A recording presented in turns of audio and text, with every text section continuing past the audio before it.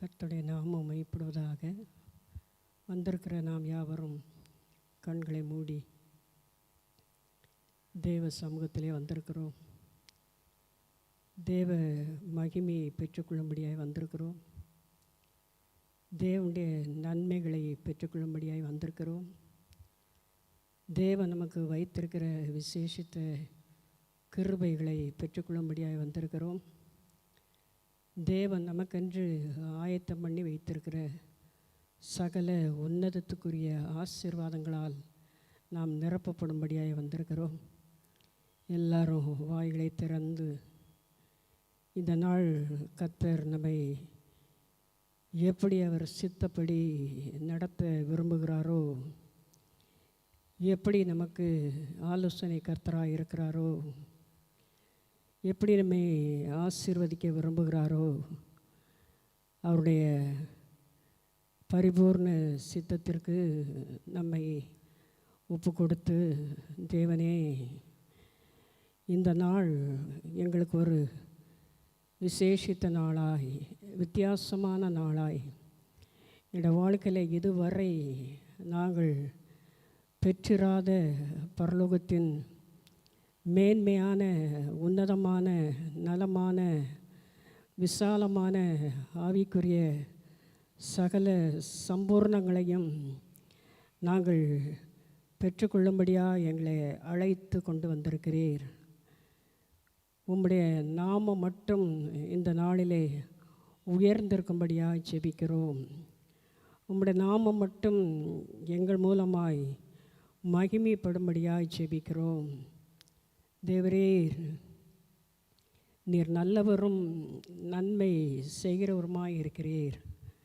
தேவரீர், நீர் நல்லவர் என்பதை எங்களுடைய வாழ்க்கையில் எல்லா நேரங்களிலும் நாங்கள் அனுபவிக்கிறோம், அதை ருசிக்கிறோம். ஆண்டவரே, தாவீது சொன்னது போல, கர்த்தர் நல்லவர் என்பதை ருசித்து பாருங்கள் என்று சொன்னது போல நாங்கள் உம்மை ருசித்து பார்க்கிறோம் ஐயா. உம்முடைய வார்த்தைகள் வழியாய் ருசிக்கிறோம். உம்மை துதிப்பதின் மூலமாய் ருசிக்கிறோம். உம்மை ஆராதிப்பதின் மூலமாய் ருசிக்கிறோம். உம்முடைய நாமத்தை நாங்கள் உயர்த்துவதன் மூலமாய் ருசிக்கிறோம். உம்முடைய நாமத்தை நாங்கள் மகிமைப்படுத்துவதன் மூலமாய் ருசிக்கிறோம். உம்முடைய நாமம் எங்களுக்கு தரிக்கப்பட்டிருக்கிறபடியால், உம்முடைய நாமத்தை எங்களுக்கு அடையாளமாய் கொடுத்து எங்களை இந்த பூமியிலே நடமாடும் நிறுவங்களாய் வைத்திருக்கிறபடியால் உம்மை துதிக்கிறோம். நல்ல தேவனே, நன்றி சொல்லுகிறோம் ஐயா. நன்றி என்று சொல்லுகிறோம் ஆண்டவரே. எங்கள் வாழ்நாளில் கர்த்தாவே, எத்தனையோ காரியங்களை கர்த்தாவே நாங்கள் தடுமாறுகிற சூழ்நிலைமையிலே, திக்கற்று போன நிலைமையிலே கர்த்தாவே, ஒன்றும் புரியாத ஒரு குழப்பமான நேரத்திலெல்லாம் எங்களுக்கு ஒரு தகப்பனாக இருந்து, எங்களுக்கு நல்ல ஒரு ஆலோசனை கர்த்தராக இருந்து, எங்களை வழிநடத்தக்கூடிய ஒரு வழிகாட்டியாக இருந்து, எங்களை எல்லா விதத்திலும் சரியான பாதையிலே எங்களை நடத்தி வந்த எல்லா நன்மையான நாட்களுக்காக நன்றி சொல்லி உம்மை துதிக்கிறோம் ஐயா. உம்மை ஸ்தோத்தரிக்கிறோம். தேவரீர் ஒருவருக்கே எங்களை வாழ்க்கை முழுவதும் அர்ப்பணிக்கிறோம் ஆண்டவரே. அல்லேலூயா. எல்லாரும் நன்றி சொல்லுவோம். ஆமேன், ஆமேன். அதிசயங்களே எங்களோட வாழ்க்கையிலே நீர் காண செய்கிற தேவன் ஆண்டவரே. நாங்கள் ஒவ்வொரு நாளுமே நாங்கள் உயிரோடு இருப்பது உம்முடைய அதிசயம்தான் ஆண்டவரே. இதுவே பெரிய அதிசயம். நாங்கள் பிரமிக்கத்தக்க அதிசயமாய் நீர் எங்களை உண்டாக்கி இருக்கிறீர் ஆண்டவரே. நன்றி சொல்லுகிறோம் ஐயா, நன்றி சொல்லுகிறோம். எத்தனையோ பேரை கர்த்தாவே இந்த உலகத்திலே பார்க்கும் பொழுது பலவிதமான சூழ்நிலைமைகளிலே அவர்கள் கட்டப்பட்டவர்களாய், மாட்டப்பட்டவர்களாய், படுக்கையிலே இருக்கக்கூடியவர்களாய், பலவித பாடுகளையும் சஞ்சலங்களையும் வேதனைகளையும் அனுபவிக்கக்கூடியவர்களாக இருக்கிறார்களே. நாங்களோ உம்முடைய கிருபை நிமித்தமாய் நாங்கள் நிற்பதும், நாங்கள் நிர்மூலம் ஆகாமல் இருப்பதும் உம்முடைய சுத்த கிருபை ஆண்டவரே, உம்முடைய இரக்கங்களுக்கு முடிவே இல்லை. நன்றி சொல்லுகிறோம் ஐயா.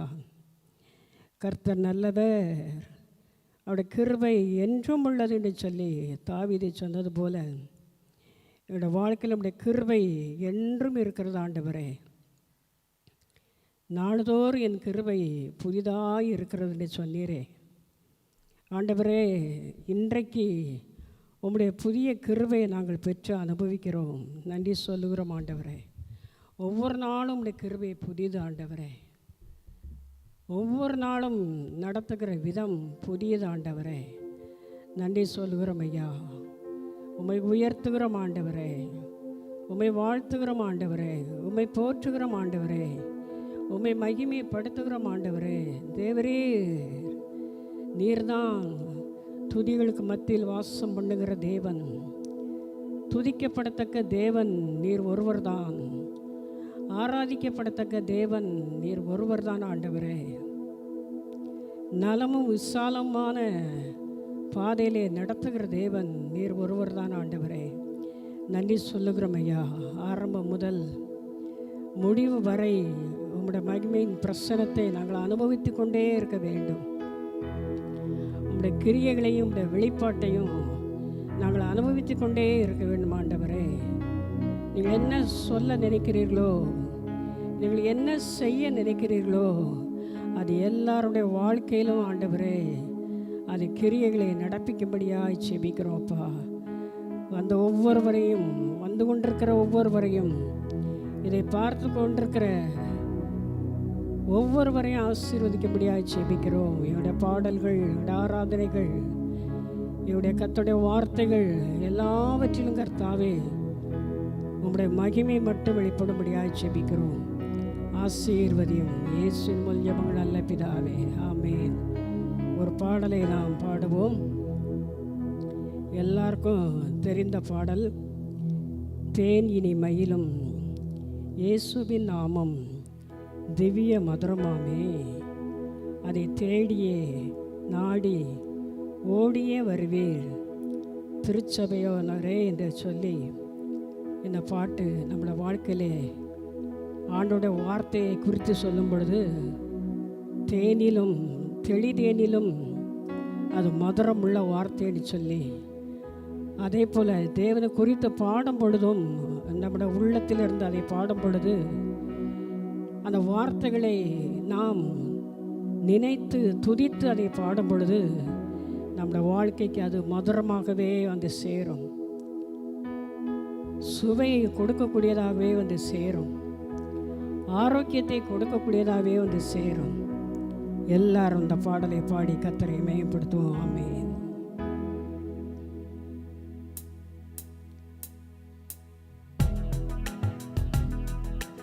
கரங்களே தட்டி பாடும்.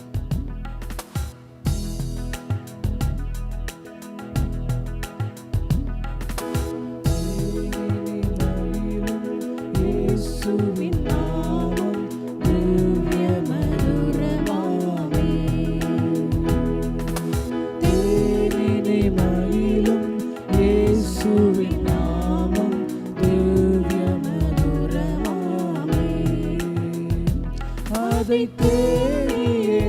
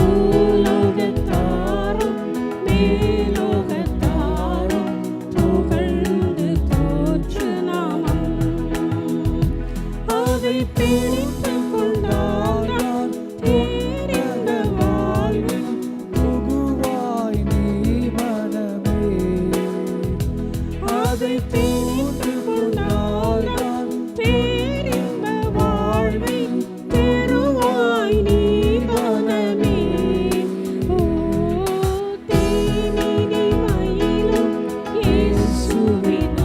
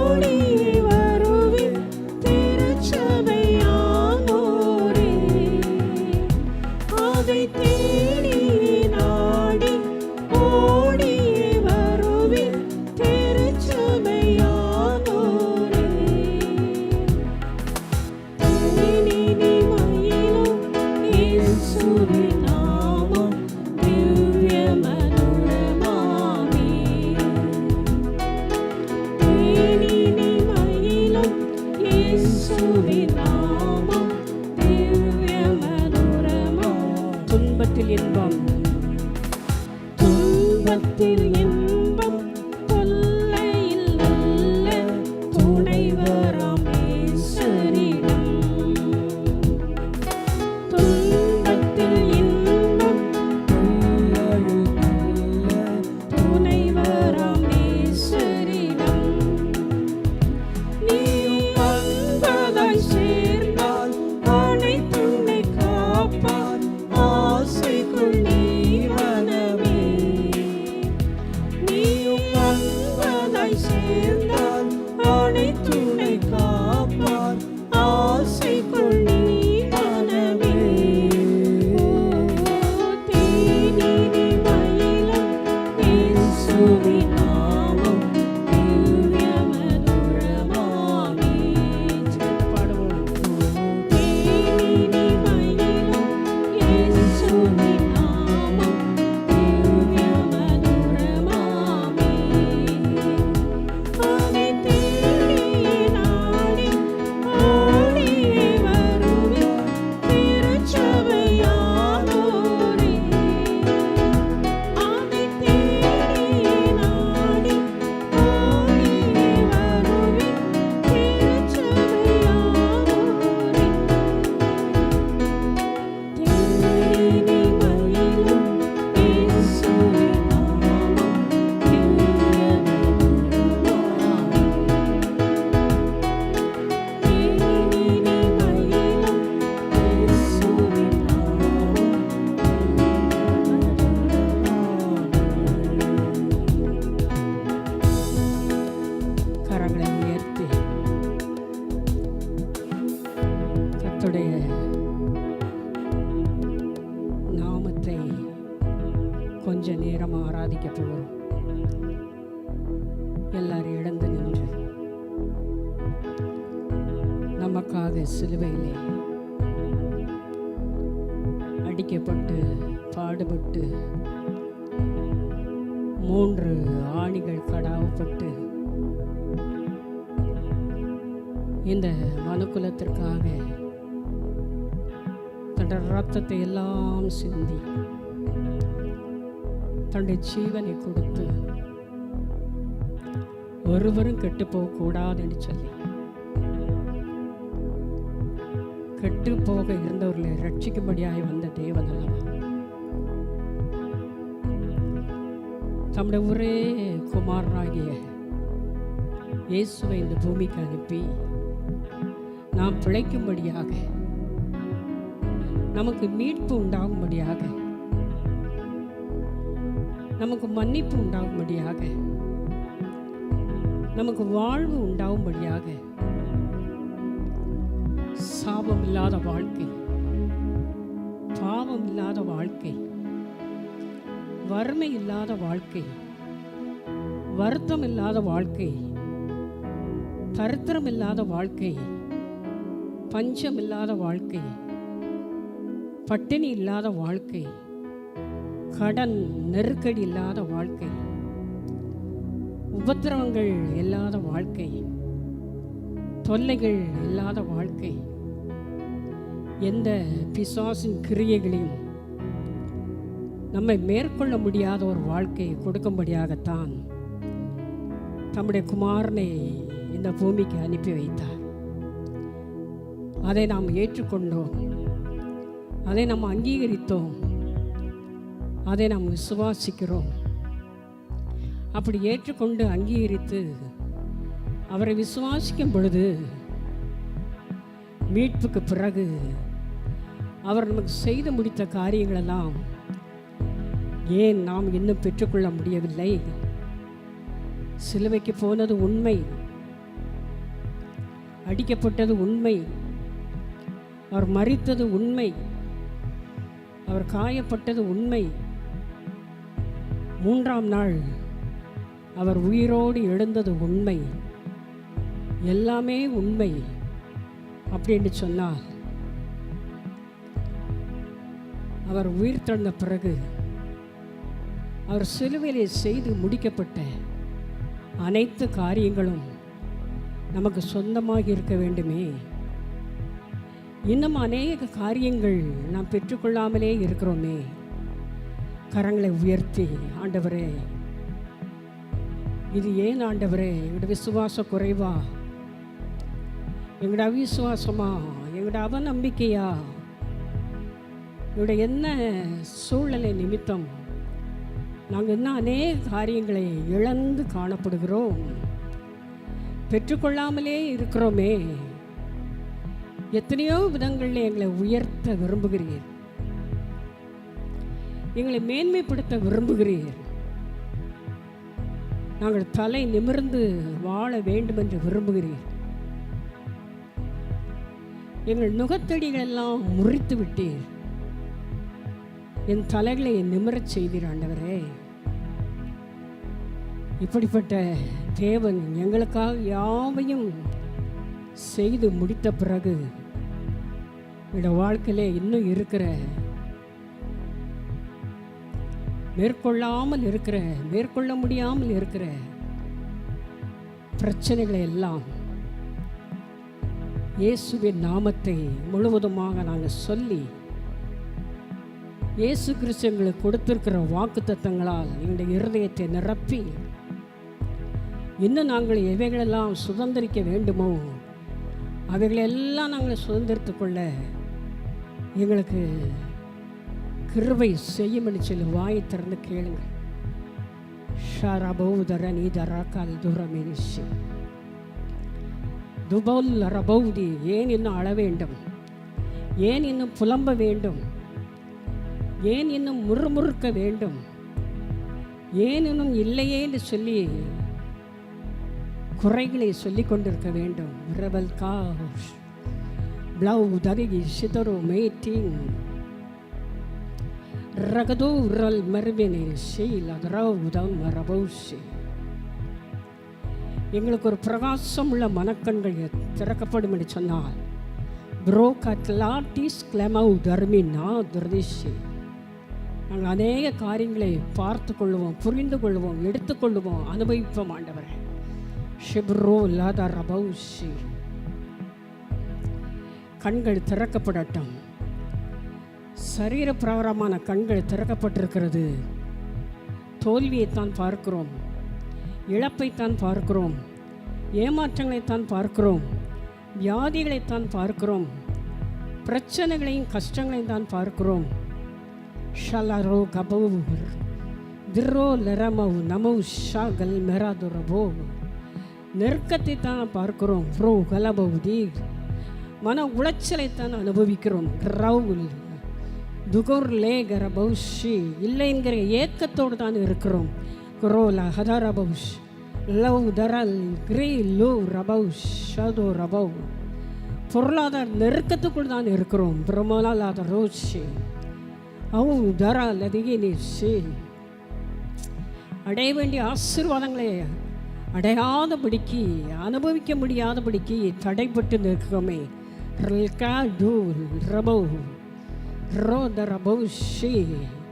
எங்களோட உள்ளான மனுஷன், என்னோட உள்ளான மனக்கண்கள் திறக்கப்படும் என்று சொன்னால், அது தெளிவான ஒரு பார்வைக்குள் இருக்கும் என்று சொன்னால், நாங்கள் இன்னும் ஆண்டவரே ஷாபுலோ ரெபெல் லவோ ஷே நெருக்கத்திலிருந்து விசாலத்துக்குள் வருவோம். வியாதியிலிருந்து ஆரோக்கியத்தை பெறுவோம். பற்றாக்குறை நீங்கி செழிப்புக்குள்ளாய் வருவோம். ருபா ரா லகதோ ரபோ தபோ. தடைகள் மாறி முன்னேறி செல்லுவோம். துகர்மே லவ் ரபோ ஷி. குறைச்சல் நீங்கி வளர்ச்சிக்கு நேராய் செல்லுவோம். துபுரா கௌ லகதோ ரமோ லதரிமி ஷே. தீமைகள் மாறி நன்மையை சுதந்திரிப்போம். கல்கரனா துபரோ பௌ ஷகரா. கண்ணீர் மறைந்து களிப்புள்ள வாழ்க்கைக்கு நேராய் கடந்து செல்லுவோம். ரோஹதரா லபோ தரபௌ ஷே. மனம் பதறாதபடிக்கு மனம் பூரிப்பாக்கக்கூடிய வாழ்க்கைக்குள்ளாய் கடந்து வருவோமே. ஷிக்லவ் ரபௌ தூரபௌ தார மேலே ஷே லவ் ரபௌதா. எங்களுக்கு செய்து முடிக்கப்பட்டவர்களை எடுத்துக்கொள்வோமே. ரபோ எங்களுக்கு நீர் ஆயத்தம் பண்ணி வைத்து விட்டீர். துக்கின் காட் கட்டின்ஸ் அப்ரோ ஷல்பரோ தர்போ ஷே எல்லாம் ஆயத்தமாக இருக்கிறது. தோர் ஹாலதரிபி ஷபோ சமாதானத்தை ஆயத்தம் பண்ணி வைத்துவிட்டு சந்தோஷத்தை ஆயத்தம் பண்ணி வைத்திருக்கிறீர். ஆசீர்வாதங்களை ஆயத்தம் பண்ணி வைத்திருக்கிறீர். நன்மைகளை ஆயத்தம் பண்ணி வைத்திருக்கிறீர். கிருபைகளை ஆயத்தம் பண்ணி வைத்திருக்கிறீர். மகிழ்ச்சியை ஆயத்தம் பண்ணி வைத்திருக்கிறீர். ஆண்டவரே, பெரிய பெரிய ஆண்டவரே, தரிசனங்களை வெளிப்பாடுகளை எங்களுக்கு ஆயத்தம் பண்ணி வைத்திருக்கிறீர். ரோல் அத ரபோ கிரபௌ திபி ரபோ லபௌஷி உன்னதங்களிலே இருக்கிற அத்தனை மேன்மைகளையும் சம்பூர்ணங்களையும் பாக்கியங்களையும் ஸ்லாக்கியங்களையும் நாங்கள் அனுபவிக்க ஆயத்தம் பண்ணி வைத்திருக்கிறீர் என்று சொல்லி கரங்களை உயர்த்தி அதை நாங்கள் இன்னும் பெற்றுக்கொள்ளாமல் இருக்கிறோமே. ரோவராலதரா விசுவாசத்தின் எல்கையை இடைய கண்கள் திறக்கப்படட்டும். ரபோ ரேதா லதோஷி தபோ ரதரா பௌஷே ரபா தபோ மன கண்கள் தெளிவாய் இருந்தால் மகிமையின் ஆசீர்வாதங்களை எளிதாய் பெற்றுக்கொள்ளலாமே. ரூஷா லதரோ ரபோ தரையாஷி அவர் நேற்றும் இன்றும் என்றும் மாறாத தேவன் அல்லவா. தூகே ஷேதவ் மமா தரு தரிஷி வருஷத்தின் துவக்கம் முதல் வருஷத்தின் முடிவு வரை அவர் நம்மை விசாரிக்கிற தேவன் என்று சொல்லி வேதம் நம்ம கற்றுக் கொடுக்கிறது. என்றைக்கோ ஒரு நாளிலே நம்மை விசாரிக்கிற தேவன் அல்ல. நாம் அழுது கொண்டு இருக்கும் பொழுது மாத்திரம் அவர் விசாரிக்கிற தேவன் அல்ல. வருஷம் முழுவதும் எல்லா நேரங்களிலும் எல்லா சூழ்நிலைமைகளிலும் எல்லா காலகட்டத்திலும் அவர் நம்மை விசாரிக்கிற தேவன். ரமோஹலரேஷ் தோ ரேலத் ஹௌ ரபௌ தரினி தேஷ் அபௌ ராலதரே கோரகதே ஷேங் ரபௌ ஷே நம் பட்சமாக இருந்து நம்மில் கண்ணோக்கமாக இருக்கிற தேவன் அல்லவா. ரீதோ ரலதே ஷே ரோதர பௌஷா லதர்மிகா லிதோ ரவி நா ரேஷே 1000 தலைமுறைக்கென்று நான் இரக்கம் செய்கிற தேவன் அல்லவா சொல்லியிருக்கிறார். லவுராதரி நீஷேகதா மௌ கன்மரதரா லகரேஷ் அலோ ரிமேஷதா ரே கவோரி ரபோரே ஜெயஷி தீராத பௌஷி தீமையை அனுபவிக்க அல்ல, நீ நன்மை அனுபவிக்கும்படியாய் அழைக்கப்பட்டவர்கள்.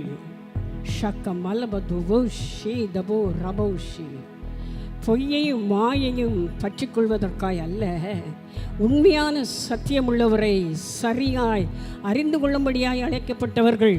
ஷகலா துரோ பிலை ஷேகதா பௌ நமோ ரகதா ரஷி நான் நம்புகிறது அவராலே வரும் என்று சொல்லி தாவீதும் சொல்லுகிறார். அப்போஸ்தலனாகிய பவுலும் சொல்லுகிறார், அவர் எனக்கு சொல்லப்பட்ட பிரகாரமே எனக்கு நடக்கும். அப்படி நாம் சொல்ல முடியுமா?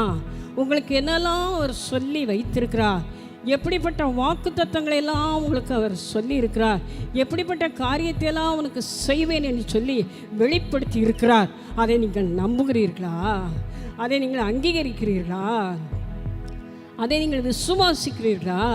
அப்படியானால் உங்களுக்கு சொல்லப்பட்ட பிரகாரமே அது நடக்கும். கரங்களை தட்டி கர்த்தருக்கு நன்றி சொல்லுங்கள்.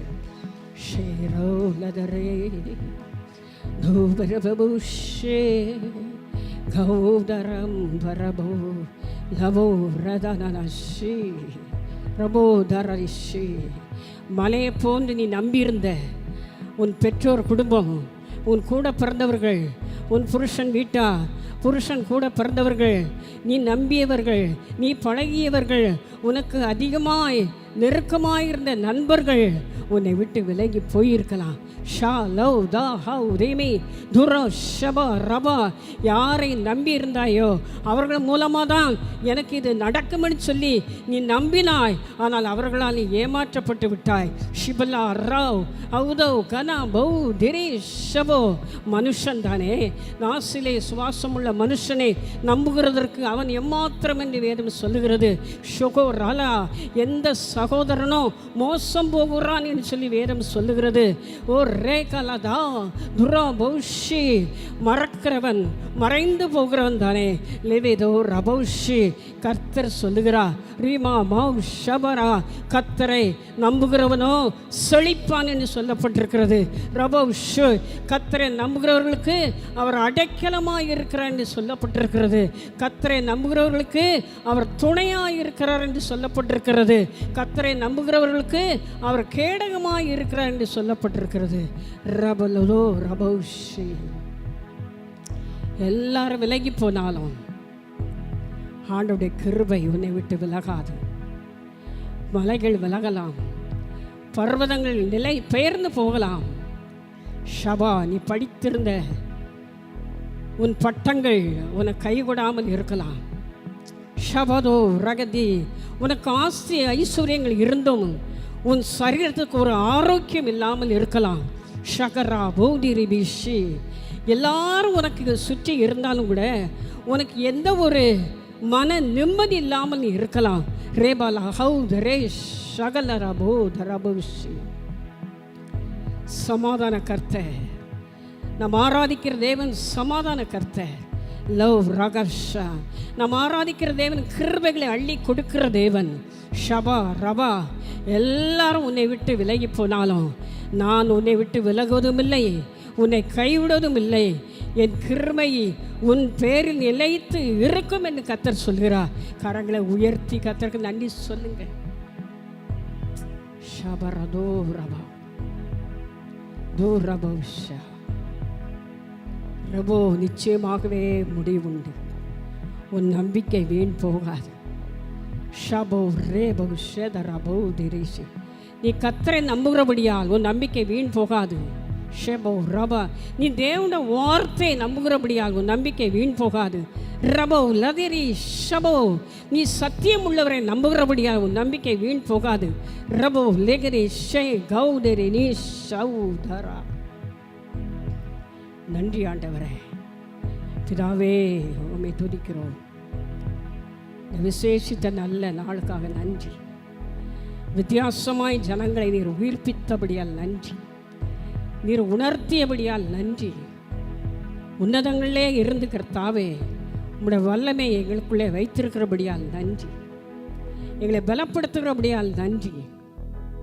உம்முடைய நன்மை, உம்முடைய கிருபை எப்பொழுது எங்களை தொடர்ந்து வருகிறபடியால் நன்றி. எல்லாரையும் ஆசீர்வதியும். இதை பார்த்து கொண்டிருக்கிற அத்தனை பேருடைய வாழ்க்கையிலையும் குடும்பத்திலையும் வீடுகளிலேயும் ஒரு தெய்வீக சமாதானோட வாழ்க்கையை சூழ்ந்து கொள்ளும்படியாக ஜெபிக்கிறேன்.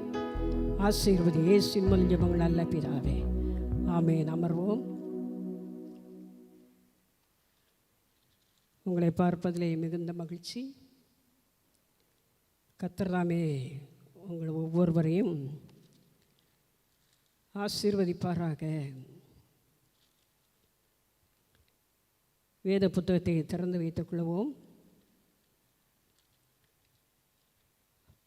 அப்போஸ்தலனாகிய பவுல் எழுதின ரோமருக்கு எழுதின நிருபம் 12வது அதிகாரம் 2வது வசனத்தை எல்லாரும் எடுத்துக்கொள்வோம். ரோமர் 12 2வது வசனத்தை எடுத்துக்கொள்வோம். வாசிப்போம். நீங்கள் இந்த பிரபஞ்சத்திற்கு ஒத்த வேஷம் தெரியாமல் தேவனுடைய நன்மையும் பிரியமும் பரிபூர்ணமான சித்தம் இன்னதென்று பகுத்தறியத்தக்கதாக உங்கள் மனம் புதிதாகிறதுனாலே மறுரூபமாகுங்கள். சரி, இங்கு பவுலுக்கு கர்த்தர் கொடுத்த வெளிப்பாட்டின் மூலமாக இந்த வார்த்தைகளை நமக்கு அவர் விளக்கி காட்டுகிறார். நீங்கள் இந்த பிரபஞ்சத்திற்கு ஒத்த வேஷம் தெரியாமல் தேவனுடைய நன்மையும் பிரியமும் பரிபூர்ணமான சித்தம் இன்னது என்று பகுத்து அறியத்தக்கதாக உங்கள் மனம் புதிதாகிறதுனாலே மறுரூபமாகுங்கள் என்று சொல்லி நமக்கு ஒரு தெளிவை உண்டாக்கக்கூடிய, வெளிச்சத்தை கொடுக்கக்கூடிய ஆலோசனையாக, நாம் இன்னும் வளரும்படியாக, இன்னும் கற்றுக்கொள்ளும்படியாக, இன்னும் எல்லா விதத்திலும் தேவனை மகிமைப்படுத்தும்படியாக இருக்கும்படியாக இந்த வசனம் நமக்கு ஒரு உணர்த்தக்கூடிய வசனமாக இருக்கிறது. உங்கள் மனம் புதிதாகிறபடியினால், உங்கள்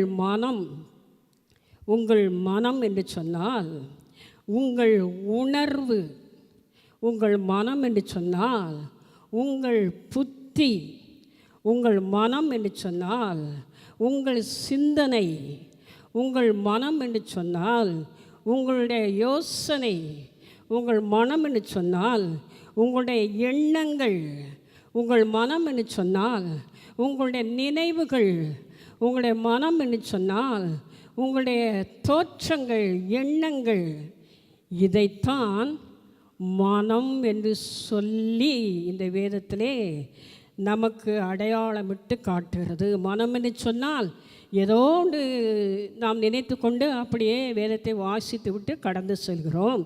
மனம் என்று சொன்னால் உங்களோட உள்ளத்தையும் உணர்வையும் புத்தியையும் அறிவையும் சிந்தனையையும் எண்ணத்தையும் யோசனையும் தான் அது காண்பிக்கிறது. அருமையான கர்த்தருடைய பிள்ளைகளே, இந்த எண்ணங்கள், இந்த யோசனைகள், இந்த நினைவுகள், இந்த சிந்தனைகள் இதிலே நாம் தெளிவாக இல்லை என்று சொன்னால் வாழ்க்கையிலே ஒருபோதும் நாம் வெற்றி பெற முடியாது. மனம் புதிதாகத்தான் வாழ்க்கையிலே அடைய வேண்டிய இலக்கை அடைய முடியும், பெற வேண்டிய ஸ்லாக்கியத்தை பெற முடியும், ஓட வேண்டிய இலக்கை நோக்கி நான் ஓட முடியும்.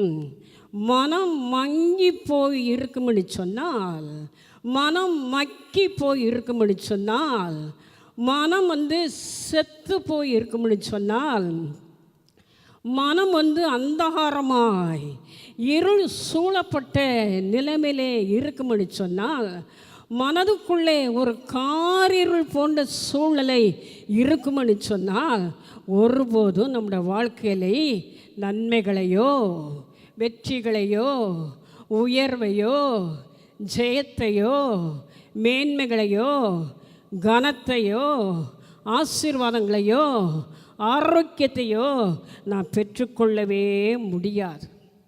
எப்பவும் நம்ம சொல்லுவோம் இல்லையா, மனசு ரொம்ப கஷ்டமாக இருக்குது. எப்போ எதை சொல்லுவோம்? மனசை தான் சொல்லுவோம். மனசுக்குள்ளே ஒரு பாரமாக இருக்குது, மனசுக்குள்ளே நிம்மதியே இல்லை, மனசுக்குள்ளே ஒரே போராட்டமாக இருக்குது, மனசுக்குள்ளே ஒரு அழுத்தமாக இருக்குது, மனசுக்குள்ளே ஒரு சஞ்சலமாக இருக்குது, மனசுக்குள்ளே ஒரு கவலையாக இருக்குன்னு சொல்லி எப்பவும் இந்த மனசை குறித்து தான் அடிக்கடி நாம் அதை வெளிப்படுத்தி கொண்டே இருப்போம். அதுதான் பவுல் சொல்லுகிறார், உங்கள் மனம் புதிதான ஒரு மனமாய் மாறும் என்று சொன்னால் இந்த மன சஞ்சலமோ, இந்த மன அழுத்தமோ, இந்த மன போராட்டமோ, இந்த மன கலக்கமோ, இந்த மன கவலையோ, இந்த மனதுக்குள்ளே இருக்கிற காயங்களோ ஒன்றும் நம்மை மேற்கொள்ள முடியாது, ஜெயிக்க முடியாது என்று சொல்லி ஆலோசனையாக இந்த வார்த்தை நமக்கு வெளிச்சம் போட்டு காண்பிக்கிறது. அதுதான் பவுல் சொல்லுகிறார்.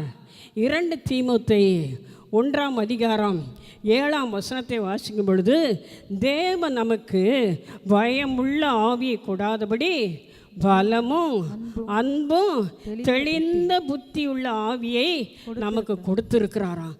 எப்படிப்பட்ட ஆவியை கொடுத்திருக்கிறார்? நீ பயந்து சாகக்கூடிய ஒரு ஆவியை நான் உனக்கு கொடுக்கவில்லை, நீ பலமுள்ள நீ தெளிந்த புத்தியுள்ள ஒரு அபிஷேகத்தை உனக்கு உள்ளே நான் கொடுத்திருக்கிறேன் என்கிற அந்த ஞானம், அந்த வெளிச்சம், அந்த வெளிப்பாடு நமக்கு இருக்கும்னு சொன்னால் நாம் தெளிந்த சிந்தையோடு, தெளிந்த புத்தியோடு, தெளிந்த ஞானத்தோடு எந்த காரியத்தையும் செய்வதற்கு ஒரு தைரியம். காரணம், எனக்கு பயமுள்ள ஆவி இல்லை, எனக்கு ஒரு தேவன் தந்திருப்பது தெளிந்த புத்தி. குழப்பமான முடிவோடு நான் எந்த காரியத்தை நான் செய்ய மாட்டேன். கலக்கத்தோடு, ஒரு புரியாத சூழ்நிலைமையோடு எதை நான் செய்யாதபடி, எதை செய்தாலும், எந்த முடிவெடுத்தாலும், எந்த தீர்மானம் எடுத்தாலும் கூட தெளிந்த மனநிலையோடு, தெளிந்த சிந்தையோடு, தெளிந்த உணர்வோடு, தெளிந்த அறிவோடு, தெளிந்த ஞானத்தோடு, தெளிந்த வெளிச்சத்தோடு, தெளிந்த எண்ணங்களோடு தான் என் வாழ்க்கையை நான் ஆரம்பிப்பேன். இந்த வழியாகத்தான் நான் எந்த காரியத்தையும் செயல்படுத்துவேன் என்று சொல்லி மனம் தெளிவாக இருந்தால் குழப்பம் வராது. மனம் தெளிவாக இருந்தால் கவலை வராது. மனம் தெளிவாக இருந்தால் பதஷ்டம் வராது. மனம் தெளிவாக இருந்தால் தைரியம் உண்டாகும். மனம் தெளிவாக இருந்தால் எல்லாவற்றையும் செய்வதற்கு நமக்கு அந்த திராணியும் அந்த அபிஷேகமும் நமக்குள்ளே இருந்து அது நம்மை செயல்படுத்தும். அதுதான் வேதம் சொல்லுகிறது. 1 யோவான் 2ஆம் அதிகாரம் 27ஆம் வசனம். டக்குன்னு சீக்கிரம் வாசிங்க. நீங்கள் அவராலே பெற்ற அபிஷேகம். நல்லா எல்லாரும் எடுத்துக்கிடுங்க. நீங்கள் இதை கேட்டுக்கொண்டிருக்கிற, இதை பார்த்து கொண்டிருக்கிற எல்லாருக்கும் உரிய வசனம் தான் இந்த வசனம். அபிஷேகம் பெற்றவர்களுக்கு மட்டும்தான் இல்லை, எல்லாருக்குள்ளேயும் கர்த்தர் ஆவியானவர் இருக்கிறார். எல்லாருக்குள்ளேயும் இருந்து அவர் செயல்படுத்துகிறார். நம்மை செயல்படுத்த அவர் தூண்டுகிறார். வாசிங்கள்.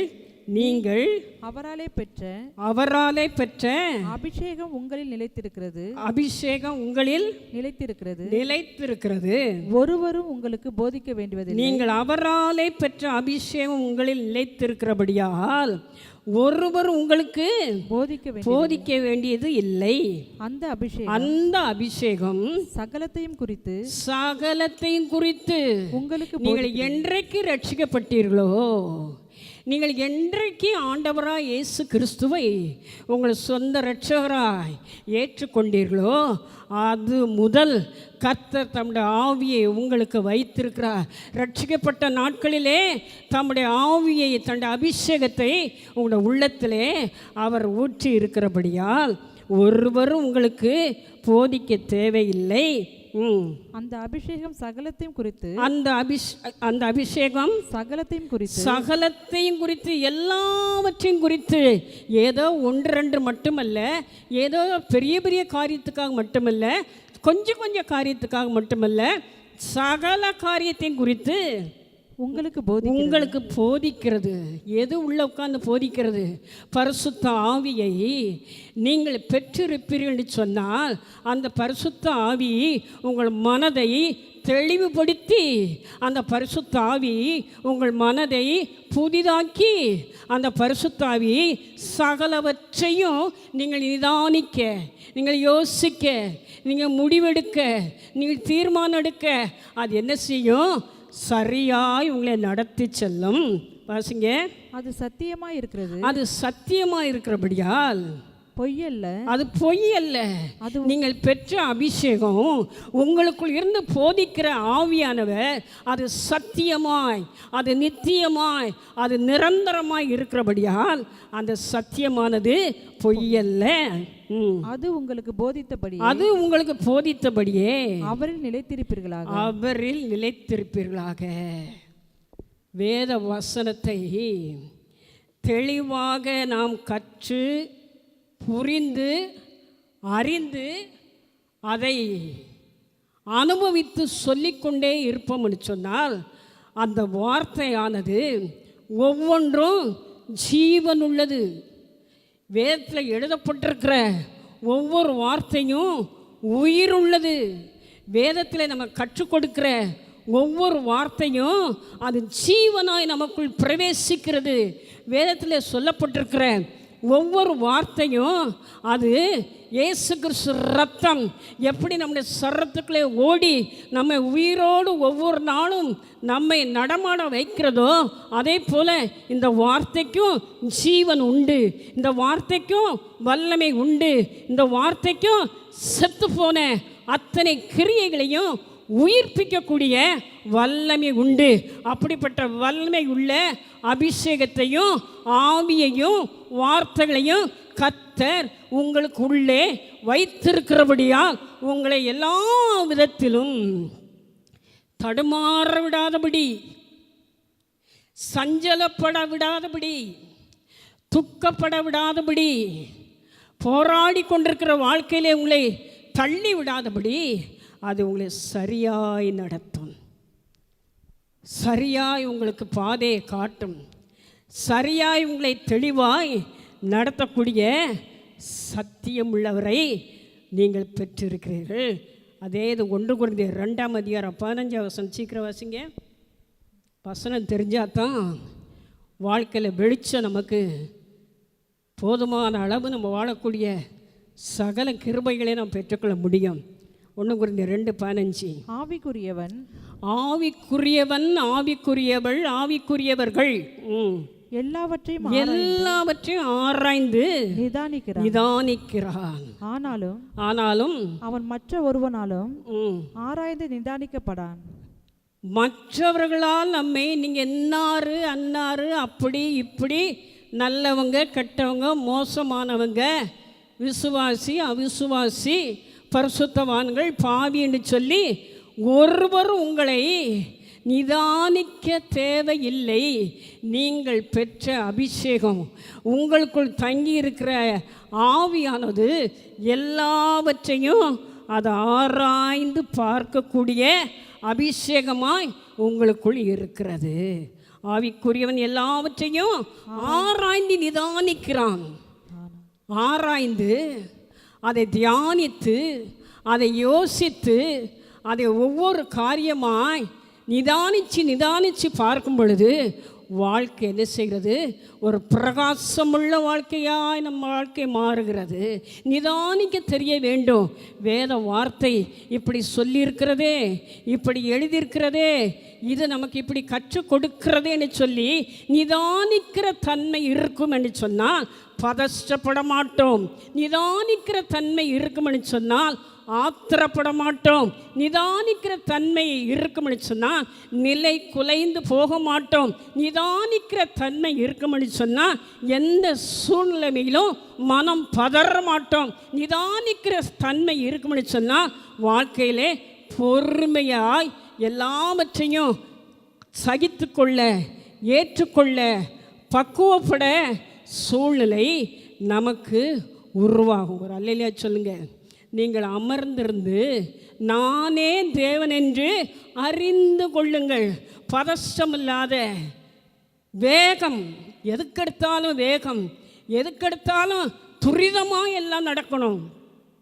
துரிதமான சாப்பாடு வந்தது போல் வாழ்க்கையில் நிதானம் இழந்து எல்லாவற்றையும் துரிதமாய் செய்யணும், துரிதமாய் ஓடணும், துரிதமாய் முடிக்கணும், துரிதமாய் பெற்றுக்கொள்ள வேண்டும் என்கிற அந்த ஆத்திரம், அந்த அவசரம் இன்றைக்கி மனுக்குலத்தின் குடும்பங்களிலே நிதானம் இல்லாதபடிக்கு குழப்பங்களும் கொந்தளிப்புகளும் கலக்கங்களும் பிரிவினைகளும் பிரச்சனைகளும் போராட்டங்களும் அலர்தலும் அழுகையும் சோகமும் கார்மேகம் போன்று சூழ்ந்திருக்கிறது.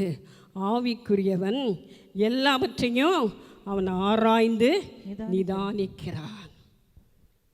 அந்த ரோமர் 12:2 அடுத்த நமக்கு என்ன சொல்கிறது? நீங்கள் இந்த பிரபஞ்சத்துக்கு ஒத்த வேஷம் தெரியாமல் மனம் புதிதாயிருச்சுன்னு சொன்னோம் என்று சொன்னால் இந்த பிரபஞ்சத்துக்கு ஒத்த வேஷம் நாம் தரிக்கவே மாட்டோம். அதே இது 1 கொரிந்தியர் 7:31 டக்குன்னு வாசிங்க. 1 கொரிந்தியர் 7:31.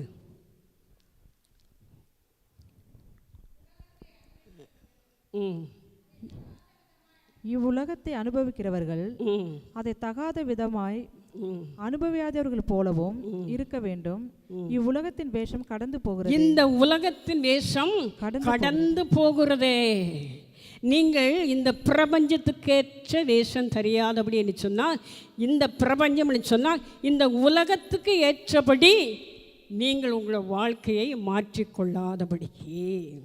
அப்படி என்று சொன்னால் உலகத்துக்கு ஏற்ற வேஷம் என்று சொன்னால், அப்போ அந்த உலகத்தாரை போல நாம் மாறக்கூடாதுங்கிறத ஒரு வார்த்தை ஒரு பக்கம் இருந்தாலும், உலகத்தாரை போல நீங்கள் யோசிக்காதபடி, உலகத்தார் சிந்திப்பதை போல நீங்கள் சிந்திக்காதபடி, உலகத்தாருடைய கலாச்சாரம், உலகத்தாருடைய பழக்க வழக்கம், உலகத்தாருடைய நடைமுறை பழக்கம், உலகத்தாருடைய சகல காரியங்களும் பழக்க வழக்கமும் உங்களுக்குள் வராதபடிக்கு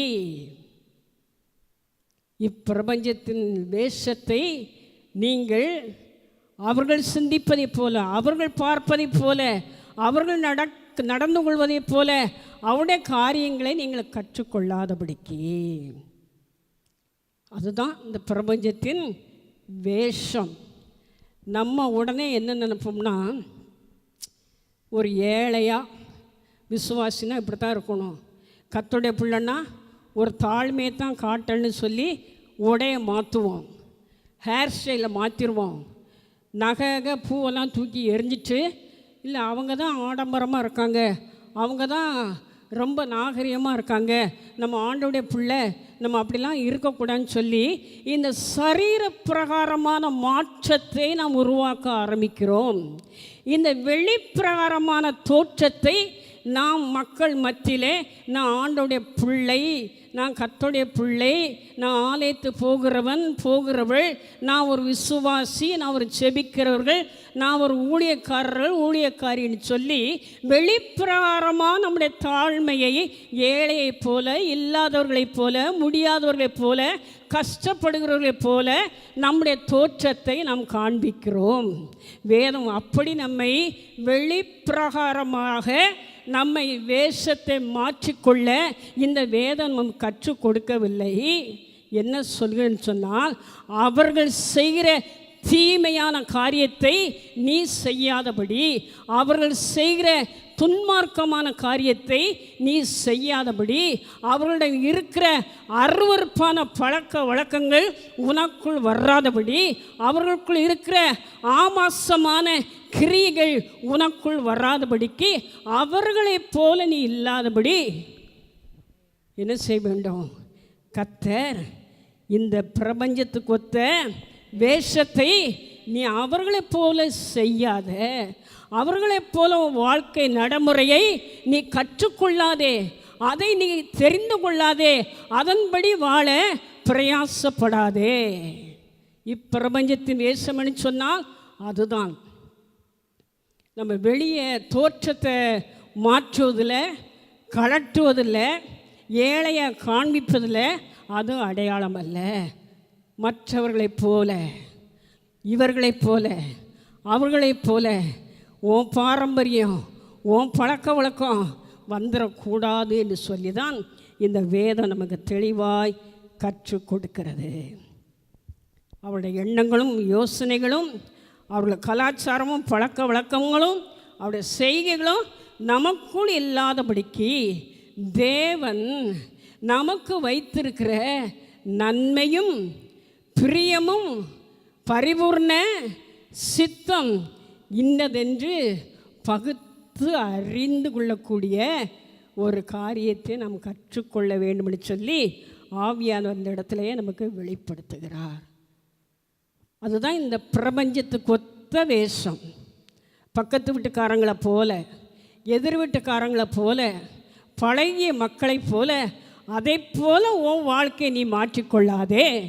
உன் வாழ்க்கையை, அழைக்கப்பட்ட வாழ்க்கை, உன்னதத்துக்கு அழைக்கப்பட்ட வாழ்க்கை, வித்தியாசமான வாழ்க்கை, வேறு பிரிக்கப்பட்ட வாழ்க்கை, பரிசுத்தமாக்கப்பட்ட வாழ்க்கை, பக்குவப்படுத்தப்பட்ட வாழ்க்கை, அதிலே ஒன்றையும் நீ கற்றுக்கொள்ளாதே என்று சொல்லிதான் இப்பிரபஞ்சத்தின் வேஷத்தை தரிக்காதபடி இந்த பிரபஞ்சத்தின் வேஷத்தை உலகத்தாரை போல நாமும் இருப்போம்னு சொன்னால் தேவனுடைய நன்மையை பெற்றுக்கொள்ள முடியாது. தேவனுடைய நன்மையை நாம் காண முடியாது. தேவனுடைய நன்மையை நாம் அனுபவிக்க முடியாது.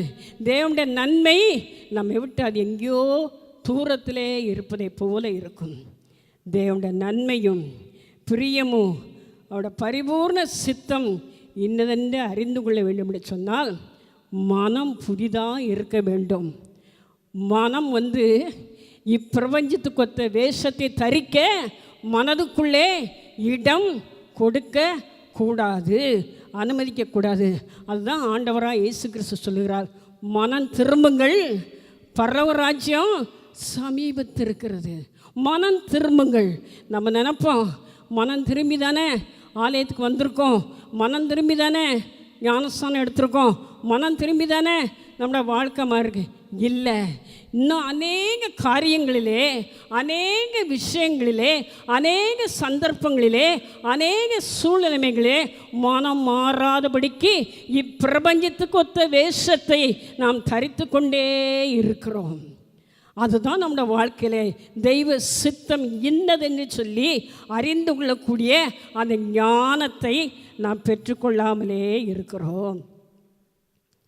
மனம் திரும்புங்கள் என்று சொன்னால் நம்முடைய காலாகாலமாய் முற்பிதாக்கள் பின்பற்றி வந்த, அனுசரித்து வந்த அந்த மூட பழக்க வழக்கங்கள், அந்த ஐதீகங்கள், அந்த சடங்காச்சாரங்கள், அந்த முறைமைகள், அந்த கொள்கைகள், அந்த கோட்பாடுகள், அந்த மத வழிபாடுகளை தொடர்ந்து நாமும் செய்து கொண்டே வருவோம் என்று சொன்னால் மனம் புதிதாக முடியாது.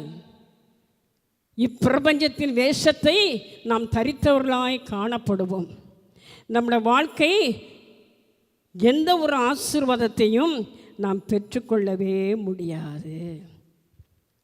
தேவனுடைய நன்மையும் பிரியமும் அவருடைய பரிபூர்ண சித்தம் இன்னதென்று நாம் பகிர்ந்து அறிந்து கொள்ள வேண்டும் என்று சொன்னால் மனம் தெளிவாக இருக்க வேண்டும்.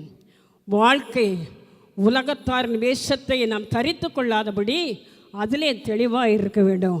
அடுத்தபடியாக உங்கள் மனம் புதிதாகிறதுனாலே நீங்கள் என்ன செய்யுங்கள், மறு ரூபமாகுங்கள். இருக்க வசனம் புதிதாய் மாறினா தான் மறுரூபம் அடைய முடியும். இப்பிரபஞ்சத்தின் வேஷம் நம்ம விட்டு கடந்து போனால் தான் மறுரூபம் ஆக முடியும். மறுரூபம்னா என்ன யோசித்து பாருங்க. இன்னொரு உருவம் உனக்கு உள்ளே இருக்கிறது. இந்த உருவத்தை, இந்த சரீரத்தை, இந்த தோற்றத்தை, இந்த வெளிப்பிரகாரமான இந்த காரியத்தை கர்த்தர் சொல்லவில்லை. உனக்கு உள்ளே ஒரு மனுஷன் இருக்கிறான், உள்ளான மனுஷன். அந்த உள்ளான மனுஷன் நாளுக்கு நாள் அது புதிதாக்கப்பட வேண்டும். அந்த உள்ளான மனுஷன் நாளுக்கு நாள் மறுரூபமாக்கப்பட வேண்டும். அதான் வேதம் சொல்லுகிறது. மறுரூபமாகுங்கள். வேறு ஒரு சிந்தனைக்குள்ளாய், கர்த்தருடைய சிந்தனைக்குள்ளாய் நம்முடைய மனம் தெளிவடையும் பொழுது வாழ்க்கை புதுப்பிக்கப்படுகிறது. தெளிவடையும் பொழுது வாழ்க்கை மறுரூபம் ஆகக்கூடிய ஒரு சூழ்நிலைமைக்கு கடந்து போகிறோம். அதான் பவுல் சொல்கிறார் 2 கொரிந்தியர் 5:17 ஒருவன் கிறிஸ்துவுக்குள் இருந்தால் புதிய சிருஷ்டியாக இருக்கிறான், பழையவைகளெல்லாம் ஒழிந்து போயின, எல்லாம் புதிதாயின. மறுரூபம் ஆகக்கூடிய வாழ்க்கையிலே எல்லாமே புதிதாய் மாறும். மனம் தெளிவானவுடைய வாழ்க்கையிலே எல்லாம் புதிதாய் மாறும். இப்பிரபஞ்சத்தின் வேஷம் நம்மை விட்டு கடந்து போகும் பொழுது எல்லாம் புதிதாய் மாறும், பழையவைகளெல்லாம் ஒழிந்து போகும். எப்படி மறுரூபத்தை கர்த்தர் நம்ம கற்றுக் கொடுக்கிறாருன்னு சொன்னால் கொலோசியர் 3:10 சீக்கிரம் வாசிங்க. தன்னை சிருஷ்டித்தவருடைய சாயலுக்கு ஒப்பாய், தன்னை சிருஷ்டித்தவருடைய சாயலுக்கு ஒப்பாய் பூரண அறிவடையும்படி. எப்படி? பூரண அறிவடையும்படி, பூரண அறிவு அடையும்படி. தன்னை சிருஷ்டித்தவருடைய சாயலுக்கு ஒப்பாய் பூரண அறிவு அடையும்படிக்கு புதிதாக்கப்பட்ட புதிய மனுஷனை தரித்து கொண்டிருக்கிறீர்களே. மறுரூபமாக்கப்பட்ட வாழ்க்கையில் நம்மை கர்த்தர் எப்படி வைத்திருக்கிறாராம்? புதிதாக்கப்பட்ட மனுஷனை, புதிய மனுஷனை தரித்து கொண்டு இருக்கிறீர்களே. தேவனுடைய சாயலால் சிருஷ்டிக்கப்பட்ட நாம், அவரை அறிகிற அறிவிலே நாம் வாழுகிற நாம் புதிய மனுஷனை தரித்து கொண்டு இருக்கிறோமா? மறுரூபம்னா அதுதான். உள்ளான மனுஷனுடைய வாழ்க்கையில் ஒரு மாற்றம், உள்ளான மனுஷனுடைய வாழ்க்கையில் ஒரு வித்தியாசம், உள்ளான மனுஷனுடைய வாழ்க்கையில் ஒரு வெளிச்சம், உள்ளான மனுஷனுடைய வாழ்க்கையிலே ஒவ்வொரு காரியங்களும் செயல்பாடுகளும் அது வித்தியாசமாக இருக்கிற ஒரு அனுபவம். எபேசியர் 3 22 23 24 வாசிங்க. எபேசியர் 3 அந்தப்படி முந்திய நடக்கைக்குரிய மோசம் போக்கும் உங்களை மோசம் போக்கின இச்சைகளாலே கெட்டு போகிற பழைய மனுஷனை, உங்களை கெடுத்து கொண்டிருந்த பழைய மனுஷனை நீங்கள் களைந்து போட்டு மறுரூபமாக வேண்டுமா? கெட்டு போன உங்களோட வாழ்க்கையை அழித்து நாசமாக்கி கெடுத்து ஒன்றுமில்லாமல் ஆக்கி சாட்சியை கெடுத்த அந்த பழைய மனுஷனை களைந்து போட்டு உங்கள் உள்ளத்திலே புதிதான ஆவி உள்ளவர்களாய் மெய்யான நீதியிலும் பரிசுத்தத்திலும் தேவனுடைய சாயலாக, மெய்யான நீதியிலும் பரிசுத்தத்திலும் தேவ சாயலிலும் சிருஷ்டிக்கப்பட்ட புதிய மனுஷனை தரித்து கொள்ளுங்கள். மறுரூபமான வாழ்க்கைன்னா என்ன வாழ்க்கை? இப்பிரபஞ்சத்தின் வேஷம், ஒத்த வேஷம் தெரியாத வாழ்க்கைனா என்ன வாழ்க்கை? மனம் தெளிவான வாழ்க்கைனா என்ன வாழ்க்கை? உள்ளான மனுஷனுடைய வாழ்க்கை மாற்றப்படுவது. புதிய மனுஷனை நீங்கள் தரித்து கொள்ளுகிற வாழ்க்கை தான் புதிதான வாழ்க்கை. நீங்கள் புதிய மனுஷனை தரித்து கொள்ளுங்கள். அதே எபேசியர் 2:16 சீக்கிரம் வாசிங்க. பகையை சிலுவையினால் கொன்று அதனாலே இரு திறத்தாரையும் ஒரே சரீரமாக தேவனுக்கு ஒப்புரவாக்கினார். 2:16. ஆமாம், சரி இருக்கட்டும், வேண்டாம். இப்போ நம்முடைய வாழ்க்கை இப்போ நமக்கு தெரியும். வாழ்க்கை மாற்றப்பட வேண்டும் என்று சொன்னால் வெளி மாற்றத்தை நாம் சொல்லவில்லை. ஆவியான விரும்புகிற உள்ளே ஒரு மனுஷன் எப்படி வெளியே உள்ள மனுஷனுக்கு 2 கண்கள் 2 காதுகள் நாம் பேசக்கூடிய திறமை எல்லாம் இருக்கிறதோ அதே போல் உள்ள ஒரு ஆவிக்குரிய மனுஷன் உள்ளே இருக்கிறான். இதை புரிந்து கொள்ள வேண்டும். சரீரம் மரித்து மண்ணோடு போய்விடும்.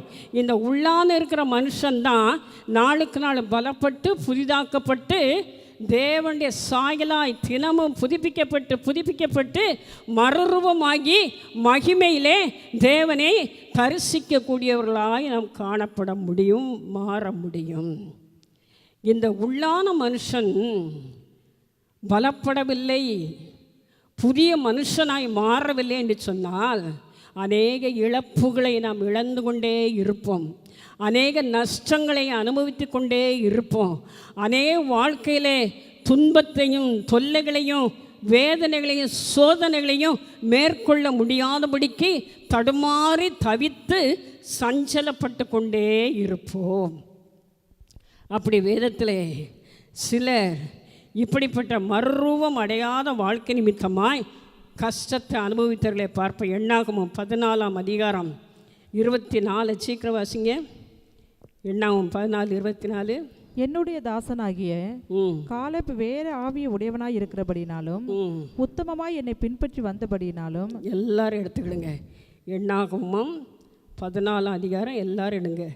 காலேப் என்ன ஆவியை பெற்றிருந்தானா? வேற ஆவியை அவன் பெற்றிருந்தான். உத்தமமாய் என்னை பின்பற்றி வந்தபடியினாலும் அவன் போய் வந்த தேசத்திலே அவனை சேர பண்ணுவேன், அவன் சந்ததியார் அதை சுதந்திரித்துக் கொள்வார்கள்.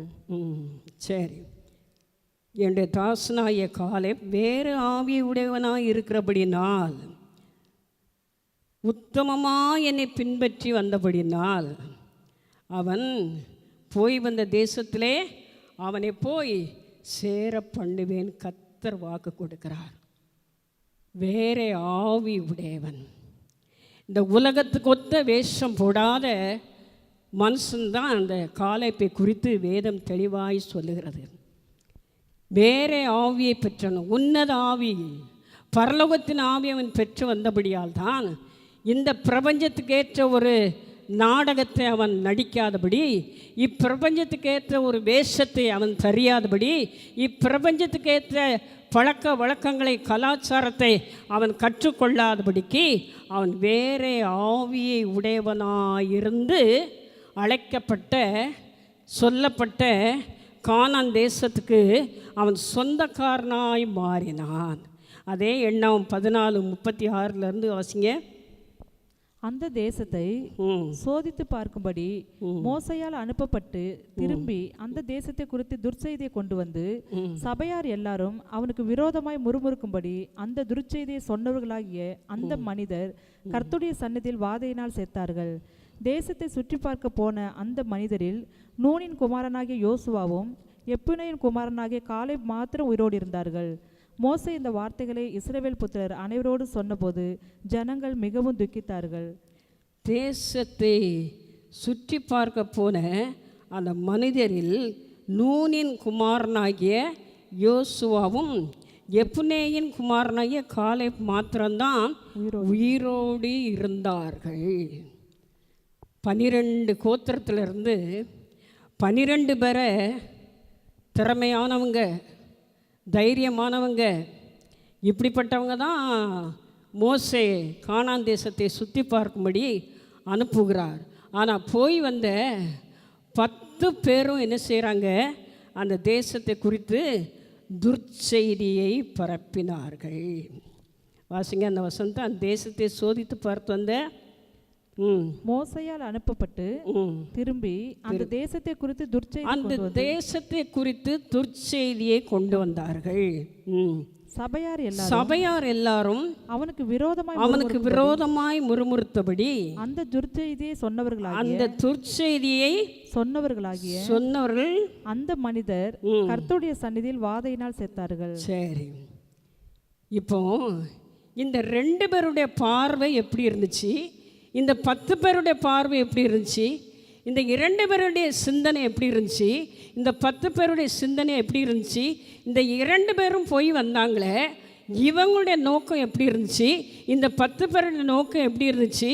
இந்த 2 பேருக்கும் தேவன் ஏற்கனவே எகிப்து தேசத்தை விட்டு புறப்படும் பொழுதே நம்மோடு உடன்படிக்கை செய்து பஸ்கா ஆட்டுக்குட்டி இரத்தத்தின் மூலமாய் நம்மை மீட்டு வெளியே கொண்டு வந்து உனக்கு நலமும் விசாலமான கானான் தேசத்தை, பாலும் தேனும் ஓடுகிற கானான் தேசத்துக்கு உன்னை கொண்டு போய் சேர்ப்பேன் என்று சொன்ன வார்த்தை காலேப் உள்ளத்திலையும் யோசுவா உள்ளத்திலையும் அது எழுதப்பட்ட எழுத்தாக, அழிக்க முடியாத வல்லமை உள்ள, உயிர் உள்ள, ஜீவனுள்ள வாக்குத்தத்தமாக அது பதிவு பண்ணப்பட்டு இருந்தது.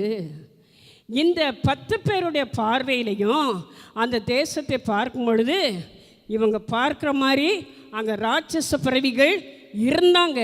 இவங்க பார்க்குற மாதிரி அங்கே சூழ்நிலை வித்தியாசமாக தான் இருந்துச்சு. ஆனால் இவங்க பார்வையை போல இந்த காலேப்பும் யோசுவாவும் பார்க்கவில்லை. இவங்க என்னன்னா வசனம், அந்த 13 அதிகாரம் வாசிங்க, 30 வசனம். அப்பொழுது காலேப் மோசேக்கு முன்பாக ஜனங்களை அமர்த்தி நாம் உடனே போய் என்ன சொல்றாங்க? இவன் துர்ச்செய்தியை பரப்பி எல்லாரையும் கலவரத்துக்கும், முறுமுறுப்புக்கும், பிரச்சனைக்கும், பயத்துக்கும், அச்சத்துக்கும், கவலைக்கும் உள்ளாக்குறாங்க 10 பேர். இந்த 2 பேர் தான் அத்தனை ஆயிரம் ஜனங்களுக்கு மத்தியில் தைரியமாக நின்று. காரணம், இவங்களுக்குள்ள பயமுள்ள ஆவி இல்லாதபடி பலமும் அன்பும், தெளிந்த புத்தி, தெளிவான எண்ணம், தெளிவான யோசனை, தெளிவாய் தேவன் சொன்ன காரியத்தை அப்படியே அவர்கள் கர்த்தர் சொன்னால் அதை செய்வார். அவர் என்ன சொல்லுகிறாரோ அதை செய்து முடிக்கிற தேவன், எதை காண்பிக்கிறாரோ அப்படியே நடத்தி முடிக்கிற தேவன் என்று சொல்லி கர்த்தரை முழு இருதயத்தோடு, முழு ஆத்மாவோடு, முழு மனதோடு, முழு பலத்தோடு அவர்கள் அன்பு கூர்ந்தபடியால், அவரை நம்பி அவரை சார்ந்திருக்கிறபடியால் இந்த 2 பேரும் என்ன செய்கிறாங்க? 10,000 ஜனங்களுக்கு மத்தியிலே வாசிங்க 30 அப்பொழுது காலே மோசேக்கு முன்பாக ஜனங்களை அமர்த்தி நாம் உடனே போய் அதை சுதந்திரித்துக் கொள்வோம் நாம் அதை எளிதாய் ஜெயித்து கொள்ளலாம் என்றார்கள். எப்படி இவங்களுக்கு இந்த தைரியம் வந்துச்சு? காரணம், இவங்கள் பெற்ற அபிஷேகம் வித்தியாசமான அபிஷேகம். இவங்களை பெற்ற அபிஷேகம் அவங்களுக்கு உள்ளே இருந்து அவங்களை போதித்து தெளிவாய் சரியாய் நலமாய் நடத்துகிற அபிஷேகத்தை இவங்களை பெற்றிருக்கிறபடியால் ஒருவரும் இவங்களுக்கு போதிக்க வேண்டிய அவசியமில்லை. ஆவிக்குரியவன் எல்லாவற்றையும் ஆராய்ந்து நிதானித்து அறிந்திருக்கிற அபிஷேகத்தை இந்த காலேப்பும் இந்த யோசுவா பெற்றிருக்கிறபடியால் தான் தைரியமாக, இல்லை இவங்க சொல்கிற மாதிரி இல்லை, கர்த்தர் நமக்கு அதை வாக்கு பண்ணியிருக்காரு, உடனே போய் நம்ம எளிதாக அதை சுதந்திரிக்கலாம், எளிதாக அதை ஜெயிக்கலாம், எளிதாக இந்த ஜனங்களை மேற்கொள்ளலாம், எளிதாக இந்த ஜனங்களை முறியடிக்கலாம், எளிதாக போய் அந்த பாலந்தேனுடைய தேசத்தை நாம் சுதந்திரித்து அதை அனுபவிக்கலாம் என்று சொல்லி இவர்கள் பெற்ற அபிஷேகம் இவர்களை வித்தியாசமாய் நடத்தியது. இந்த பிரபஞ்சத்துக்கு ஒத்த வேஷத்தை அந்த 10 பேரும் தரித்திருந்தார்கள். அந்த 10 பேருடைய பழக்க வழக்கம், அந்த 10 பேருடைய பார்வை, அந்த 10 பேருடைய நடவடிக்கை, அந்த 10 பேருடைய யோசனை, அந்த 10 பேருடைய நினைவு இப்பிரபஞ்சத்துக்கு ஒத்த வேஷமாக இருந்தது. ஆனபடியாலே அவங்களுக்கு மனம் மறுரூபம் ஆகவில்லை. மனம் மறுரூபமாக்கப்பட்ட யோசுவாவும் காலேப்பும் தான் இல்லை. கர்த்தர் நமக்கு சொல்லிட்டாரு. அவர் சொல்லிட்டாருன்னா அவர் அதை செஞ்சிருவார். அவர் சொல்லிட்டாருன்னா நமக்கு அதை தராமல் இருக்க மாட்டார். அவர் சொல்லிட்டாருன்னா அவர் வாக்கு மாறாதவர். அவர் சொல்லிட்டாருன்னா அவர் பொய்யுரையாத தேவன். அவர் சொல்லிட்டாருன்னா மனம் மாறாத தேவன். சொல்லிட்டாருன்னா நமக்கு அவர் கொடுக்கிற தேவன் என்று சொல்லி இவர்கள் வேறே ஆவியை உடையவர்களாய் இருந்தபடியால் அவருடைய வாழ்க்கையிலே ஜெயத்தை பெற்றுக்கொண்டார்கள். வசனம் 37 வாசிங்க. 14:37. சபையார் எல்லாரும் அவனுக்கு விரோதமாய் முறுமுறுக்கும்படி அந்த துர்ச்செய்தியை சொன்னவர்களாகிய அந்த மனிதர் கர்த்தருடைய சந்நிதியில் வாதையினால் செத்தார்கள். துர்ச்செய்தி பரப்பினோட முடிவு என்ன? வாதையால் செத்து போனார்கள். நம்ம வாயின் வார்த்தை கவனமாக இருக்கணும். வாயின் வார்த்தை பதஷ்டம் இல்லாமல் இருக்கணும். வாயின் வார்த்தை துடுக்குத்தனமாக இருக்கக்கூடாது. வாயின் வார்த்தை கண்டதையும் பேசக்கூடாது. வாயின் வார்த்தை வாய்க்கு வந்தது பேசக்கூடாது. வாயின் வார்த்தை முறுமுறுக்கிறதா இருக்கக்கூடாது. வாயின் வார்த்தை புலம்புகிற வார்த்தையாக இருக்கக்கூடாது. வாயின் வார்த்தை எதிர்மறையான வார்த்தையாக இருக்கக்கூடாது. வாயின் வார்த்தை தேவையில்லாதது பேசக்கூடாது. வாயின் வார்த்தை அவிசுவாசத்தோடு பேசக்கூடாது. வாயின் வார்த்தை தடுமாற்றத்தோடு பேசக்கூடாது. வாயின் வார்த்தை தெளிவாக இருக்க வேண்டும்.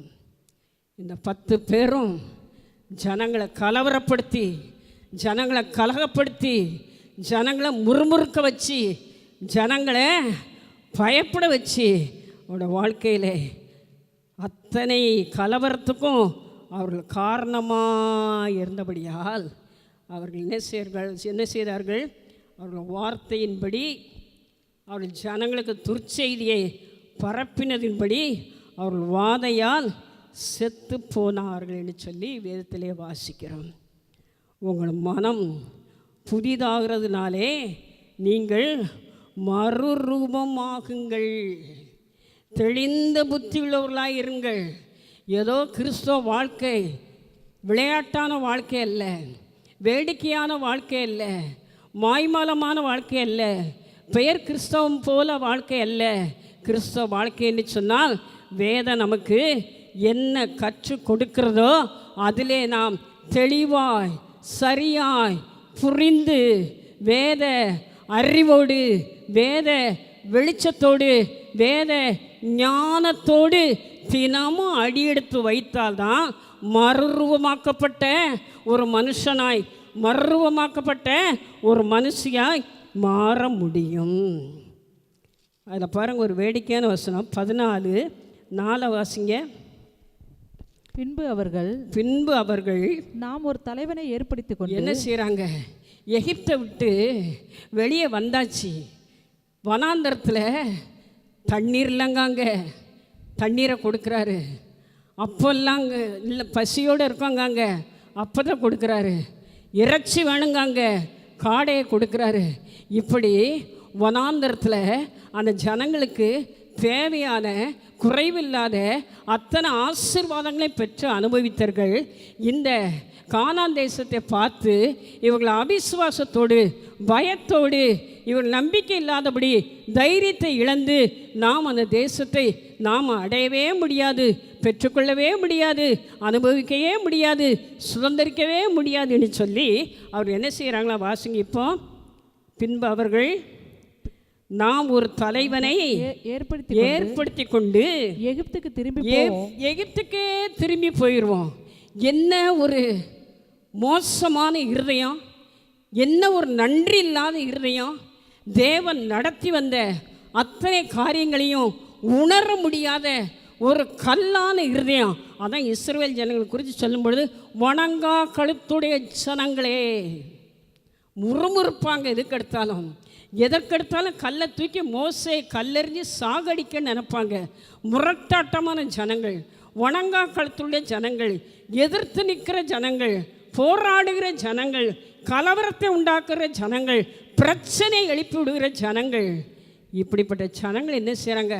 பரவாயில்லப்பா, நம்ம திரும்ப என்ன செய்வோம்? நமக்குன்னு ஒரு ஆளை, நமக்குன்னு ஒரு தலைவனை ஏற்படுத்தி கொண்டு நான் திரும்ப எகிப்துக்கே போயிடும். எகிப்தில் என்னமோ இவங்க சொகுசாக வாழ்ந்த மாதிரியும், எகிப்தில் என்னமோ இவங்க ரொம்ப சந்தோஷமாக எல்லாவற்றையும் அனுபவித்த மாதிரியும் புத்தி இல்லாத ஜனங்கள், உணர்வடையாத இருதயமுடைய ஜனங்கள், உணர்வில்லாத இருதயம் இருளடைந்தது என்று சொல்லி வேதத்தில் வாசிக்கிறோம். உணர்வு வேணும். ஆவிக்குரிய வாழ்க்கையிலே உணர்வு முக்கியம். ஆவிக்குரிய வாழ்க்கையிலே தெளிவு முக்கியம். ஆவிக்குரிய வாழ்க்கையிலே விசுவாசம் முக்கியம். ஆவிக்குரிய வாழ்க்கையிலே கீழ்ப்படிதல் முக்கியம். ஆவிக்குரிய வாழ்க்கையிலே வசனத்தை அறிந்து கொள்வது முக்கியம். ஆவிக்குரிய வாழ்க்கையிலே வசனத்தை தெளிவாய் புரிந்து கொள்வது முக்கியம். ஆவிக்குரிய வாழ்க்கையிலே வசனத்தை தெளிவாய் கைப்பிடிக்க வேண்டிய அவசியம் என்பதை உணர்ந்து கொள்ளக்கூடிய ஒரு வாழ்க்கை அவசியம். இந்த வசனத்தை வாசிக்கும்போது தான் இந்த ஜனங்களை நினைக்கும்போது, ஐயோ எவ்வளோ மோசமான ஜனங்களா, எவ்வளோ முரட்டாட்டமா. பாவம்ல அந்த மோசே என்ன பாடுபட்டிருப்பார், யோசித்து பாருங்க. ஆனால் அடிக்கடி அந்த இஸ்ரவேல் ஜனங்களோட வாயில் வருமா, நாங்கள் இந்த வனாந்தரத்தில் செத்து போனால் நலமாக இருக்குமே, செத்தால் நலம், செத்தால் நலம் என்று தான் அவங்க எப்பவும் சின்ன சின்ன சிறிய ஒரு பிரச்சனையை பார்த்தாலும் கூட மரணத்தையும் சாவையும் அவங்க எதிர்பார்த்து விரும்பினாங்க. அதே போல் அவர்கள் வாயில் சொன்ன பிரகாரமே அவர்கள் வனாந்தரத்திலே செத்தார்கள் என்று வேதம் சொல்லுகிறது. என்ன வார்த்தை நம்ம வாயிலிருந்து வருதோ அது ரொம்ப கவனம். வேதம் அப்படியே இருக்குது. எனக்கு இப்போ அந்த வசனத்தை எடுக்க முடியல. அவர்கள் வாயிட்டு சொன்ன அவர்கள் சொல் பிரகாரமே அவர்கள் வனாந்தரத்திலே செத்து மடிந்தார்கள். வார்த்தை அவசியம், தெளிவான வார்த்தை, நல்ல ஜெயத்தை கொண்டு வரக்கூடிய வார்த்தை, வெற்றியை பெற்றுக்கொள்ளக்கூடிய வார்த்தை நமக்கு அவசியம். அதே 14:6-9 வருஷம் சீக்கிரம். தேசத்தை சுற்றி பார்த்தவர்களில் நூனின் குமாரனாகிய யோசுவாவும் எப்பினோயின் குமாரனாக காலேபும் தங்கள் வஸ்திரங்களை கிழித்து கொண்டு இஸ்ரவேல் புத்திரரின் சமஸ்த சபையை நோக்கி, நாங்கள் போய் சுற்றி பார்த்து சோதித்த தேசம், நாங்கள் போய் சுற்றி பார்த்த தேசம் மகா நல்ல தேசம், மகா நல்ல தேசம். அது எப்படிப்பட்ட தேசம்? சாதாரணமானதல்ல, மகா பெரிய உன்னதமான ஆச்சரியமான அளவிடப்பட முடியாத வர்ணிக்கப்பட முடியாத மகா நல்ல தேசம் என்று சொல்லி அந்த தேசத்தை குறித்து பிரமிப்பதை பார்க்கிறோம். வித்தியாசமான மனநிலை, வித்தியாசமான யோசனை, வித்தியாசமான சிந்தனை, வித்தியாசமான தெளிவு, வித்தியாசமான பார்வை, வித்தியாசமான அபிஷேகம் நமக்குள்ளே இருக்கும்னு சொன்னால் வாழ்க்கையிலே ஜெயத்தை பெற்றுக்கொள்வோம். அதான் 2 தீமோத்தேயு 4:10 சொல்லும் பொழுது, தேமா இப்பிரபஞ்சத்தின் மேல், இந்த உலகத்தின் மேல் அவன் ஆசை வைத்து என்னை விட்டு பிரிந்து போனான் என்று வேதம் சொல்லுகிறது. இந்த உலகத்தின் வேஷம் கடந்து போகும் என்பதை மறந்து விடாதபடி இந்த உலகத்திற்கு ஒத்த வேஷத்தை போட்டபடினாலே அவன் ஊழியத்தை விட்டே, பவுலை விட்டே பிரிந்து போகக்கூடிய சூழ்நிலை. இயேசு கிறிஸ்துவோடு இருந்த யூதாஸ் காரியத்து அவனுடைய வாழ்க்கையை பார்ப்போம்னு சொன்னால், இப்பிரபஞ்சத்தின் மேல், இந்த உலகத்தின் மேல் ஆசை வைத்து பண ஆசை நிமித்தமாய் இயேசு கிறிஸ்துவே காட்டி கொடுத்து ஊழியத்தை விட்டே பிரிந்து போகக்கூடிய உன்னத பரலோக மேன்மையான 12 அப்போஸ்தலனுங்க அந்த பெயரையும் அந்த ஸ்தானத்தையும் இழந்து போகக்கூடிய ஒரு சூழ்நிலை உருவாகிவிட்டது. ஏசா ஒருவேளை பசியை தாங்க சகித்து கொள்ள முடியாதவனாக தன்னுடைய சேஷ்ட புத்திர பாகத்தை அவன் விற்று போட்ட நிமித்தமாய் அவன் தனக்குன்னு கர்த்தர் நியமித்து வைத்திருந்த அந்த முதன்மையான மேன்மையான அந்த ஸ்தானத்தை அவன் இழந்து போய்விட்டான். காரணம், இப்பிரபஞ்சத்தின் மேல் ஆசை வைத்தது நிமித்தமாக சிம்சோன் இந்த பிரபஞ்சத்தின் மேல் ஆசை வைத்த நிமித்தமாக அவனுடைய உன்னத அழைப்பு, மேலான அழைப்பு, மேலான அபிஷேகத்தை அவனை இழந்து பரிதபிக்கக்கூடிய ஒரு நிலைமைக்குள்ளாய் மாறினதை நாம் பார்க்கிறோம். எனக்கு அருமையான கர்த்தருடைய பிள்ளைகளே, கவனமாய் நாம் இருக்க வேண்டும். நம்முடைய எண்ணங்கள், நம்முடைய நோக்கம், நம்முடைய செயல்பாடு, நம்முடைய நடவடிக்கை ஒவ்வொரு நாளும் மனம் புதிதாக்கப்பட்ட உள்ளான மனுஷன், நாளுக்கு நாள் புதிதாக்கப்பட்ட வாழ்க்கை, பாடலை மட்டும் பாடாதபடி தினமும் உள்ளான மனுஷனை நாம் சரிப்படுத்தி, எப்படி சரிப்படுத்த முடியும்? தேவனோடு இருக்கிற உறவின் மூலமாக எப்படி சரிப்படுத்த முடியும்? வேத வார்த்தைகள் மூலமாக எப்படி சரிப்படுத்த முடியும்? அந்நிய பாஷைகளோடு அவரை ஆராதிப்பதின் மூலமாய் எப்படி சரிப்படுத்த முடியும்? நாம் கற்றுக்கொண்ட வேத வார்த்தைகளை தினமும் தியானித்து தியானித்து தியானித்து அதிலே வளர்ச்சியை காண்பிக்கும் பொழுதுதான் நம்முடைய வாழ்க்கையிலே உள்ளான மனுஷன் நாளுக்கு நாள் வல்லமையாய் பலப்படக்கூடிய ஆவிக்குரிய ஒரு வளர்ச்சிக்குரிய ஒரு அனுபவத்தை நாம் பெற்றுக்கொள்ள முடியும். சீக்கிரமாக வாசிங்க. ஆபிரகாமோட வாழ்க்கை எடுத்து பார்ப்போம். 13ஆம் அதிகாரம் 14ஆம் வசனத்தை வாசிங்க. ஆதியாகமம் 13. லோத்து ஆபிராமை விட்டு பிரிந்த பின்பு கர்த்தர் ஆபிராமை நோக்கி, உன் கண்களை ஏறெடுத்து நீ இருக்கிற இடத்திலிருந்து வடக்கேயும் தெற்கேயும் கிழக்கேயும் மேற்கேயும் நோக்கிப்பார். நீ பார்க்கிற இந்த பூமி முழுவதையும் நான் உனக்கும் உன் சந்ததிக்கும் என்றைக்கும் இருக்கும்படி கொடுத்து உன் சந்ததியை பூமியின் தூளை போல பெருக பண்ணுவேன். ஒருவன் பூமியின் தூளை எண்ண கூடுமானால் உன் சந்ததியும் எண்ணப்படும். நீ எழுந்து தேசத்தின் நீளமும் அகலமும் எம்மட்டோ அம்மட்டும் நடந்து திரி, உனக்கு அதை தருவேன் என்றார். சரி, இங்கு லோத்து ஆபிரகாமை விட்டு பிரிந்து போன பிறகு கர்த்தர் ஆபிரகாமை அழைத்து தேசத்தை காண்பிக்கிறார். எப்பா, இதை கானான் தேசத்தை நான் உனக்கு தரப்போகிறேன்னு சொல்லி நீ என்ன செய், உன் கண்களை ஏறெடுத்து பார், வடக்கே தெற்கே கிழக்கே மேற்கேன்னு சொல்லி 4 திசைகளையும் நீ பாருன்னு சொல்கிறாரு. எவ்வளோ தூரம் தான் நம்ம பார்க்க முடியும்? ஓரளவு தான் நம்முடைய பார்வை. கிழக்கே பார்க்குறோம்னு சொன்னால் ஒரு குறிப்பிட்ட அளவு தான் நம்மளால் என்ன செய்ய முடியும்? பார்க்க முடியும், அடையாளம் கண்டுகொள்ள முடியும். மேற்கையோ தெற்கையோ வடக்கையோ எந்த திசையை பார்த்தாலும் குறிப்பிட்ட அளவு தான் நாம் பார்க்க முடியும். தேசத்தை சுற்றி நடந்து திரி என்று சொல்கிறார். எவ்வளோ தான் நடக்க முடியும்? 1 கிலோமீட்ரு 1.5 கிலோமீட்டர் நடக்க முடியுமா? ஆனால் தேவன் என்ன சொல்கிறார் தெரியுமா? இந்த சரீர கண்களால் நீ தேசத்தை பார், நீ நடந்து சுற்றி திரி, கிழக்கே பார், மேற்கே பார், தெற்கே பார், வடக்கே பாருன்னு சொன்னால் சரீர கண்களோடு பார்க்க சொல்லவில்லை. உள்ளான ஒரு மனுஷன், உள்ளான ஒரு ஜீவியத்துக்குள்ளே ஒரு ஆவிக்குரிய மனுஷன் இருக்கானே, அந்த கண்களோடு, அந்த மனக்கண்களோடு நீ தேசத்தை சுற்றி பார் என்று சொல்லுகிறார். அந்த உள்ளான மனக்கண்களோடு பார்க்கும் பொழுது பல ஆயிரக்கணக்கான மைல்கள் கூட கற்பனை பண்ணி யோசிக்கலாம். யோசித்து பாருங்கள். இப்போ பிரியாணி செய்யணும் வேணும்னு பிள்ளைகள் சொல்லியாச்சுன்னா உடனே மைண்டு என்னெல்லாம் டக்கு டக்கு டக்குன்னு அதை எடுக்கணும் இதை எடுக்கணும் அதை வாங்கணும் இதை வாங்கணும் டக்குன்னு ஒரு நிமிஷத்துக்குள்ளே பொருள் வந்துடுது. 1 மணி நேரத்துக்குள்ளே சாப்பாடு ரெடி ஆகிடுது. காரணம் மனசுக்குள்ளே அந்த தெளிவு. இதை போட்டால் இது பிரியாணி, இதை போட்டால் இது ருசி, இவ்வளோ நேரம் இருந்தால் அது சரியான பக்குவம் இருக்கு இல்லையா? மனசாலே எல்லாவற்றையும் என்ன செய்கிறோம்? நம்ம சரிப்படுத்தி அதை அழகுபடுத்தி காண்பிக்கிறோம். ஆபிரகாமே எப்பா நீ பாருன்னு சொல்கிறாரு. இவன் அப்படியே ஆவிக்குரிய கண்களோடு மன கண்களோடு அவன் பார்க்குறான். பார்த்துட்டு அவன் அப்படியே என்ன செய்கிறான்? மன கண்களாலே அவன் தேசத்தை நடந்து சுற்றி திரிகிறான். அப்போ தினமும் என்ன செய்வான்? அந்த பட்டணத்தை அவன் யோசித்து யோசித்து யோசித்து பார்த்து பார்த்து அதை குறித்து தேவன் வைத்திருக்கிற மேலான திட்டம், அதை குறித்து தேவன் தன்மேல் வைத்திருக்கிற மேலான நோக்கம், அதை குறித்து தேவன் நன்மையில் வைத்திருக்கிற தேவ சித்தத்தை அந்த பார்த்து பார்த்து யோசித்து யோசித்து கற்பனை பண்ணி தேவனுடைய அன்பு முழுசும் இவனுக்கு இவனுடைய இருதயத்துக்குள்ளே அப்படியே நிறைஞ்சி இருந்திருக்கும்.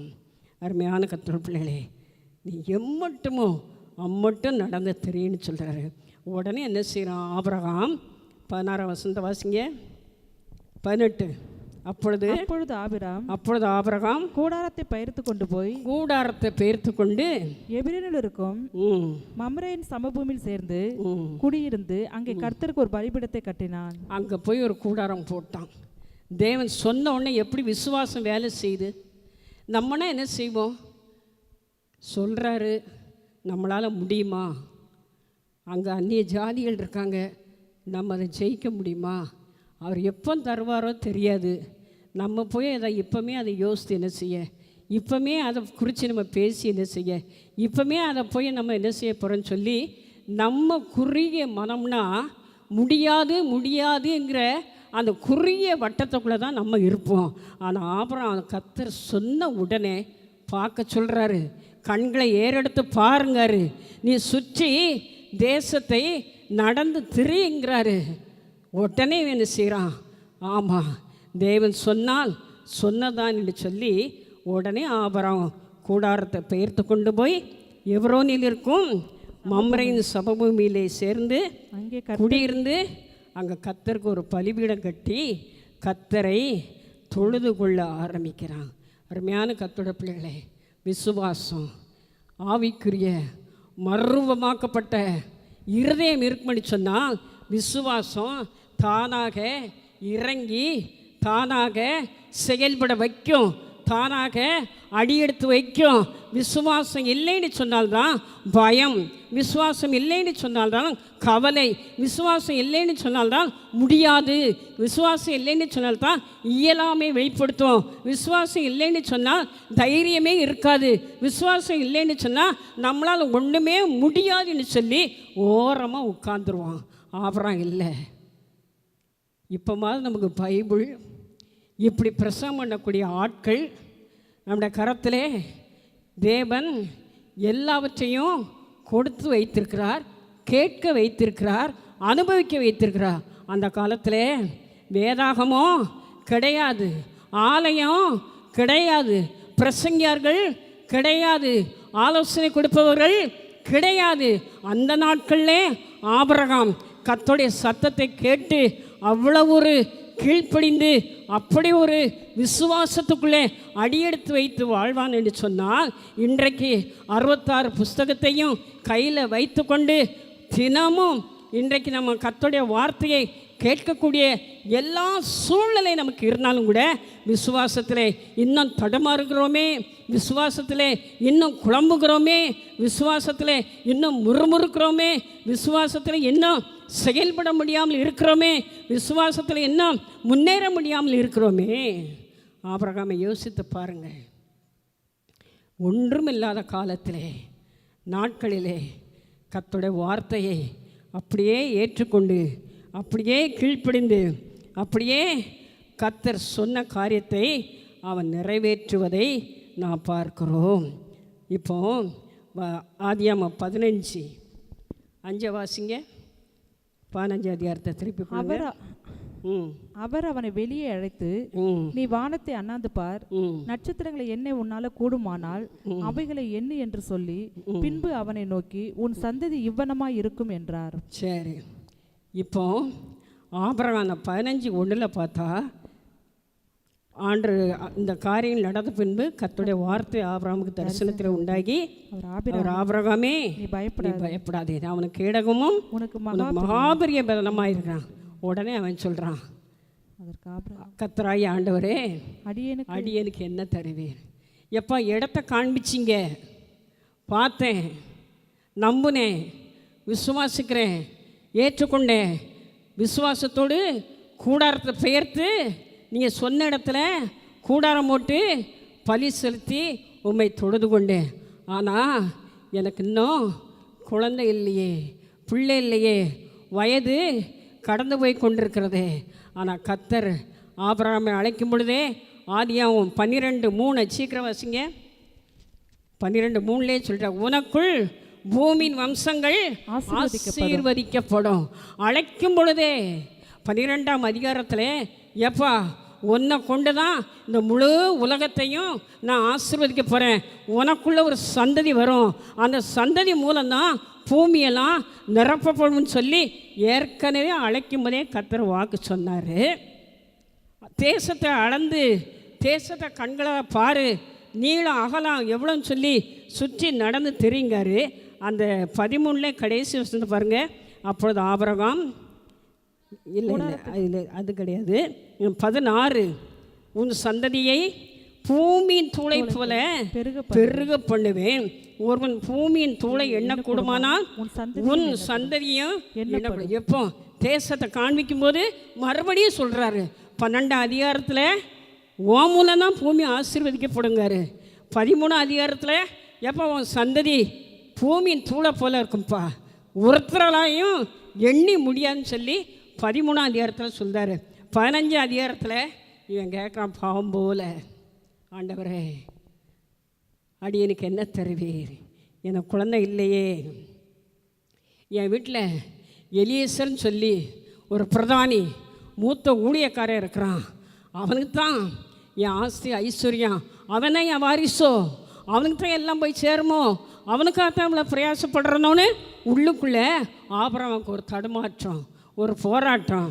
அப்போ தான் ஆண்டவர் சொல்கிறாரு, 3 வாசிங்க. பின்னும் ஆபிரகாம், தேவரீர் எனக்கு புத்திர சந்தானம் அருளவில்லை, இதோ என் வீட்டிலே பிறந்த பிள்ளை எனக்கு சுதந்திரவாளியா இருக்கிறானே என்றார். அப்பொழுது கர்த்தருடைய வார்த்தை அவனுக்கு உண்டாகி, இவன் உனக்கு சுதந்திரவாளி அல்ல, உன் கர்ப்பப்பிறப்பாய் இருப்பவனே உனக்கு சுதந்திரவாளி என்று சொல்லி, அப்பதான் என்ன செய்கிறான், அவனுக்கு உள்ளுக்குள்ள ஒரு பயம், கலக்கம், போராட்டம், குழப்பம், தடுமாற்றம் இருக்குல்ல.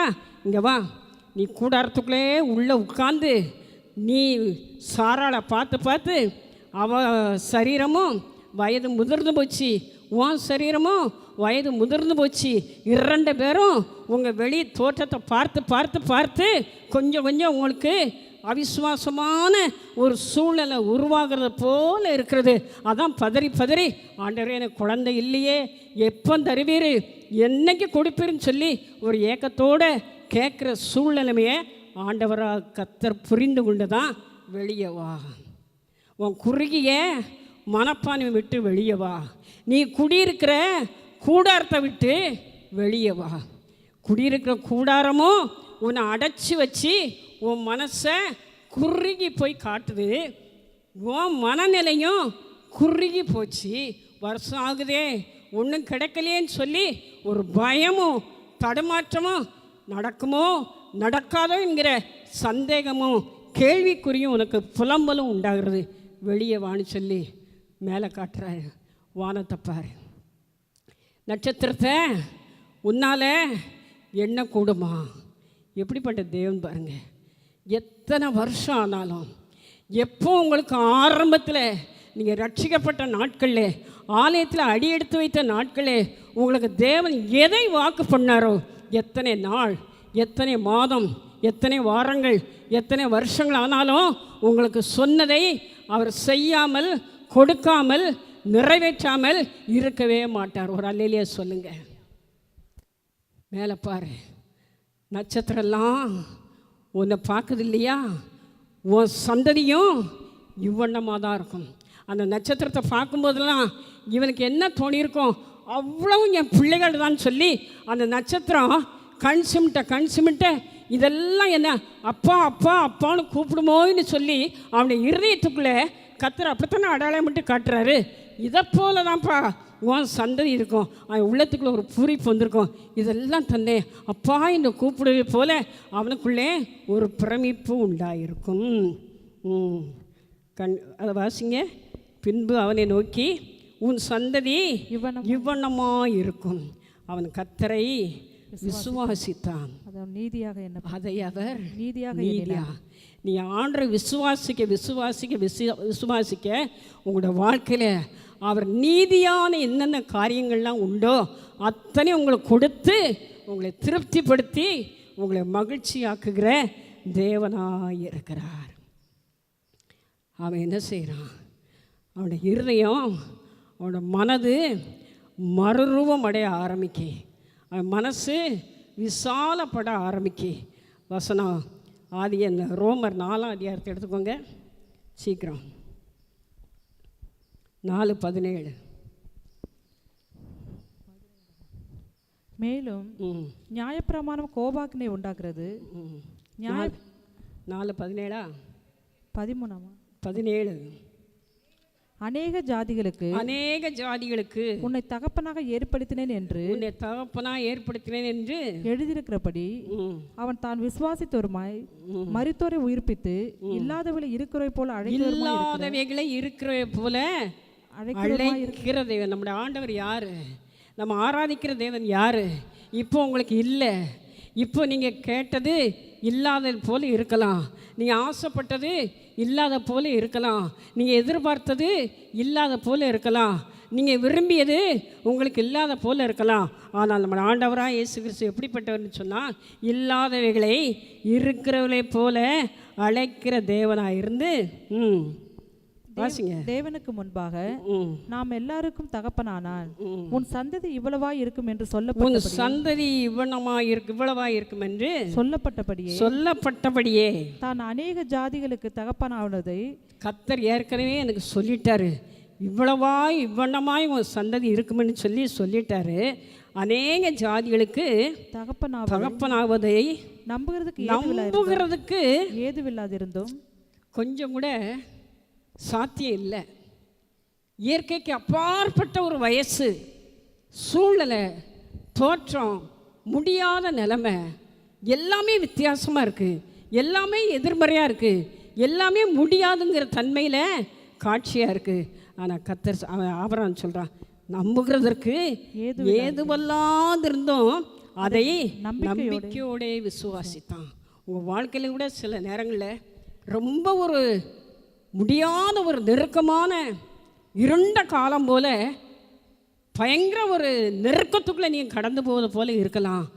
ஆனால் இதில் எப்படி நம்ம மீண்டு வருவோமா, தப்பிச்சு வருவோமா, இல்லை விடுதலை கிடைக்குமா, இல்லை நமக்கு வாழ்க்கையில் ஒரு ஜெயம் கிடைக்குமா, இல்லை ஒரு மாற்றம் வருமா, பெற்றுக்கொள்வோமா, திரும்ப நம்ம உயிரோடு இருப்போமா என்று சொல்லி பல கேள்விகள், பல சந்தேகங்கள், பல குழப்பங்கள் நமக்கு வந்தாலும் கூட, நம்புகிறதுக்கு ஏதுவல்லாதிருந்தும் கூட அதை நம்பிக்கையோடே அவன் விசுவாசித்தான். அதான் இல்லை ஆபிரகாம்கிட்ட உள்ளது. நம்மனா கொஞ்ச நாளைக்கு பொறுத்து பார்ப்போம், காத்திருந்து பார்ப்போம், உபவாசித்து பார்ப்போம், செபித்து பார்ப்போம், கண்ணீர் வடித்து பார்ப்போம், ஒன்றும் இல்லை கிடைக்கல அப்படின்ட்டு நம்ம பழையபடி பழைய குருடி கதவை திரடின்னு சொல்லி பழைய பாரம்பரியம், பழைய சாமி, பழைய ஜோசியம், பழைய மாந்திரவாதி, பழைய பூஜாரி, பழைய கோயில் கூட, பழைய கொண்டாட்டம், பழைய காரியங்களுக்கு மனசு திரும்பி போயிடும். அப்புறம் அப்படி இல்லை, நம்புகிறதுக்கு ஏதுவல்லாத சூழ்நிலை இருந்தாலும் அதை விசுவாசத்தோடு நம்பினான். வாசிங்க, அவன் விசுவாசத்தில் பலவீனமாக இருக்கவில்லை. இதெல்லாம் நமக்கு ஒரு பாடம். விசுவாசத்தில் உங்கள் பலவீனத்தை காண்பிக்காதங்க, அது தோல்வியில் போய் முடியும். விசுவாசத்தில் பலவீனம் வந்துருச்சுன்னா நஷ்டத்தில் போய் முடியும். விசுவாசத்தில் பலவீனம் வந்துருச்சுன்னா ஏமாற்றத்தில் போய் முடியும். விசுவாசத்தில் பலவீனம் இருந்துச்சுன்னா ஒன்றுமில்லாத சூழ்நிலைமையில் போய் முடியும். விசுவாசத்தில் பலவீனம் வந்துருச்சுன்னா குறைச்சலை தான் நீங்கள் பார்க்க முடியும். விசுவாசத்தில் பலவீனம் வந்துருச்சுன்னா ஒன்று இல்லைங்கிற வெறுப்பு, விரக்தி, ஏமாற்றம், அழுகை, சோகம், சோதனை, இப்படிப்பட்ட நிலைமைக்குள்ளே தான் காணப்பட முடியும்.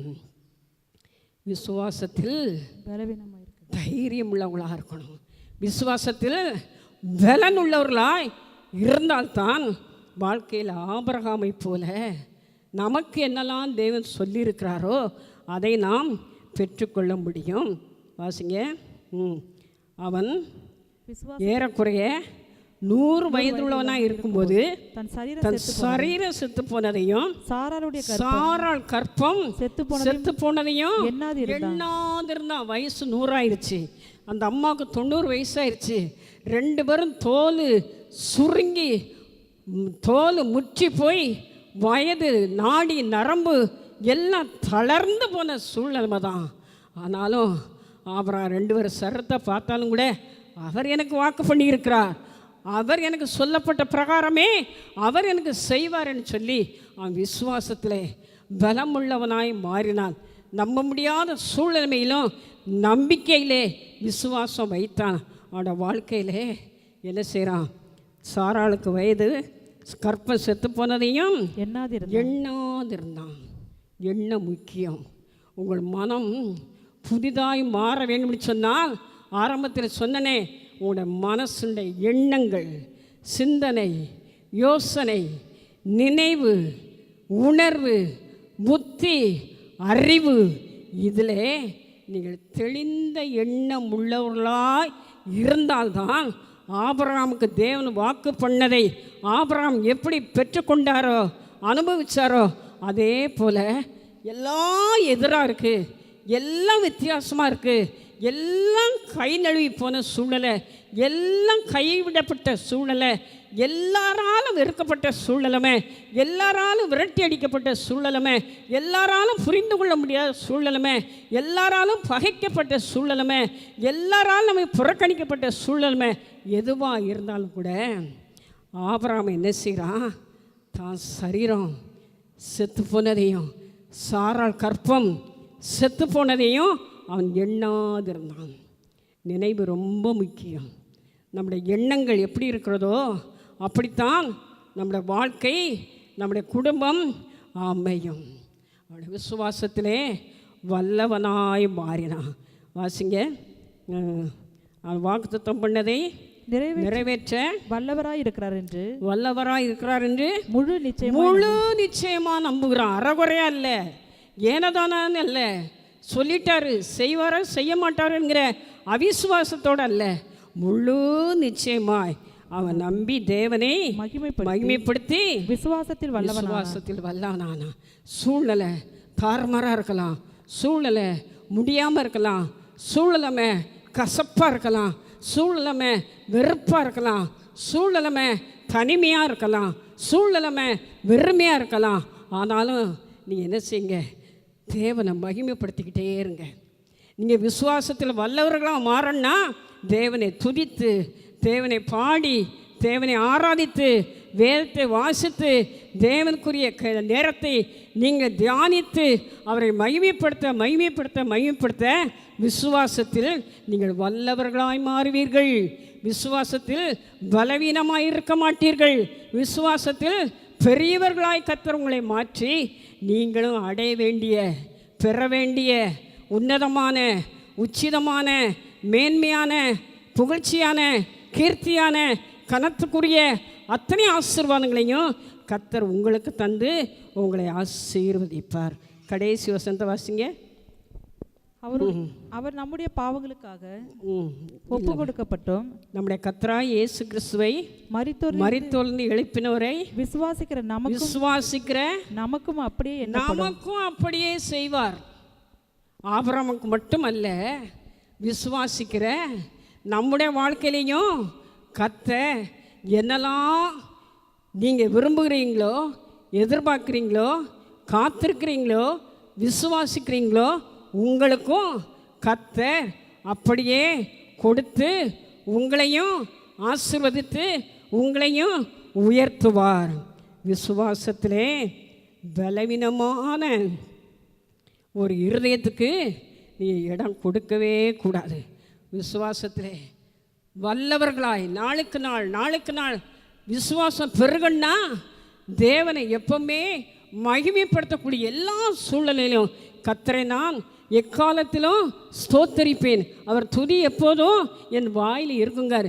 எப்பமோ உயர்வோ தாழ்வோ, கஷ்டமோ நஷ்டமோ, வெற்றியோ தோல்வியோ, இருக்கிறதோ இல்லையோ, முடியுதோ முடியலையோ, கஷ்டமோ நெருக்கமோ, எந்த சூழ்நிலையும் கர்த்தரை நீங்கள் மகிமைப்படுத்த உங்களோட வாழ்க்கை வித்தியாசமாய் மாறும். விசுவாசம் பெருகும், வாழ்க்கை உயரும். எல்லாரும் உங்களை பார்த்து பிரமிப்பார்கள். அப்படிப்பட்ட மேன்மையான ஒரு வாழ்க்கைக்குள்ளாய் கர்த்தர் உங்களை அழைத்து செல்வார். இதற்கெல்லாம் காரணம் உங்கள் மனம் மறுரூபமாக வேண்டும். உங்கள் மனம் புதிதாய் மாற வேண்டும்.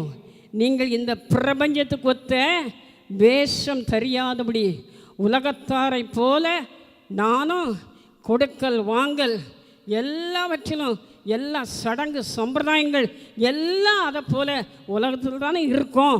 அப்போ தான் நமக்கு மதிப்பு மரியாதைன்னு சொல்லி அவங்கள போல் எல்லாத்தையும் நம்ம செஞ்சோன்னு சொன்னால் நம்மளோட வாழ்க்கை நான் பெற்றுக்கொள்ள வேண்டிய, அடைய வேண்டிய, பெற வேண்டிய, உயர வேண்டிய ஸ்தானத்தை நான் பெற முடியாது. வேதனையாய் பரிதாபமாய் முடியும். எல்லாரும் எழுந்து நிற்போம். Glory to God.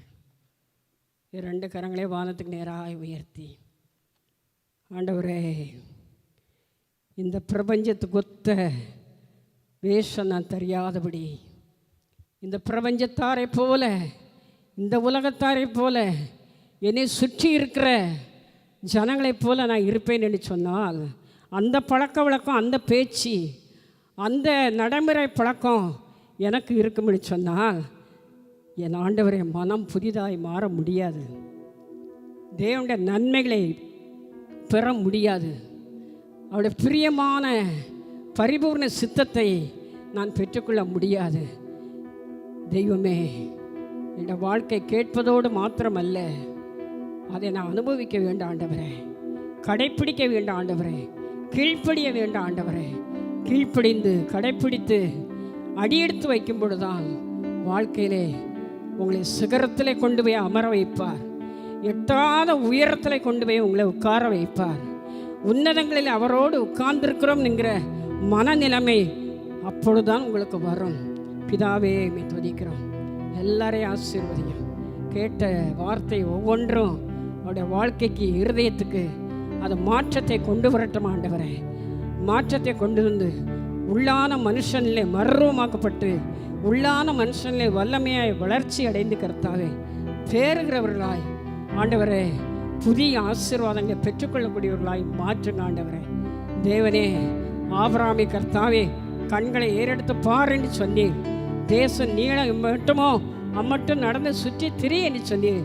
அவருடைய இருதயத்தின் கண்களை திறந்து, உள்ளான மனக்கண்களை திறந்து பார்த்தான். ஆண்டவருடைய வாழ்க்கையிலே அவன் அடைய வேண்டிய இலக்கை, பெற்றுக்கொள்ள வேண்டிய ஆசீர்வாதங்களை, சொன்ன வாக்கு தத்தங்களை அவன் பெற்றுக்கொண்டான். ஆண்டவரே, எங்கள் மனம் புதிதாய் மாறட்டும். எங்களோட மனம் மறுரூபமாகட்டும். தேவ சித்தத்தை நாங்கள் தெளிவாய் புரிந்து அதை செய்ய எங்களுக்கு உதவி செய்யும். ஆசீர்வதியும்.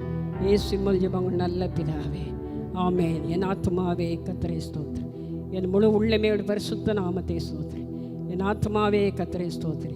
கர்த்தர் செய்த சகல உபகாரங்களையும் மறவாதே. ஆமென், ஆமென். எல்லாரும் ஸ்தோத்திரம். கர்த்தர் நாமே ஆசீர்வதிப்பார்.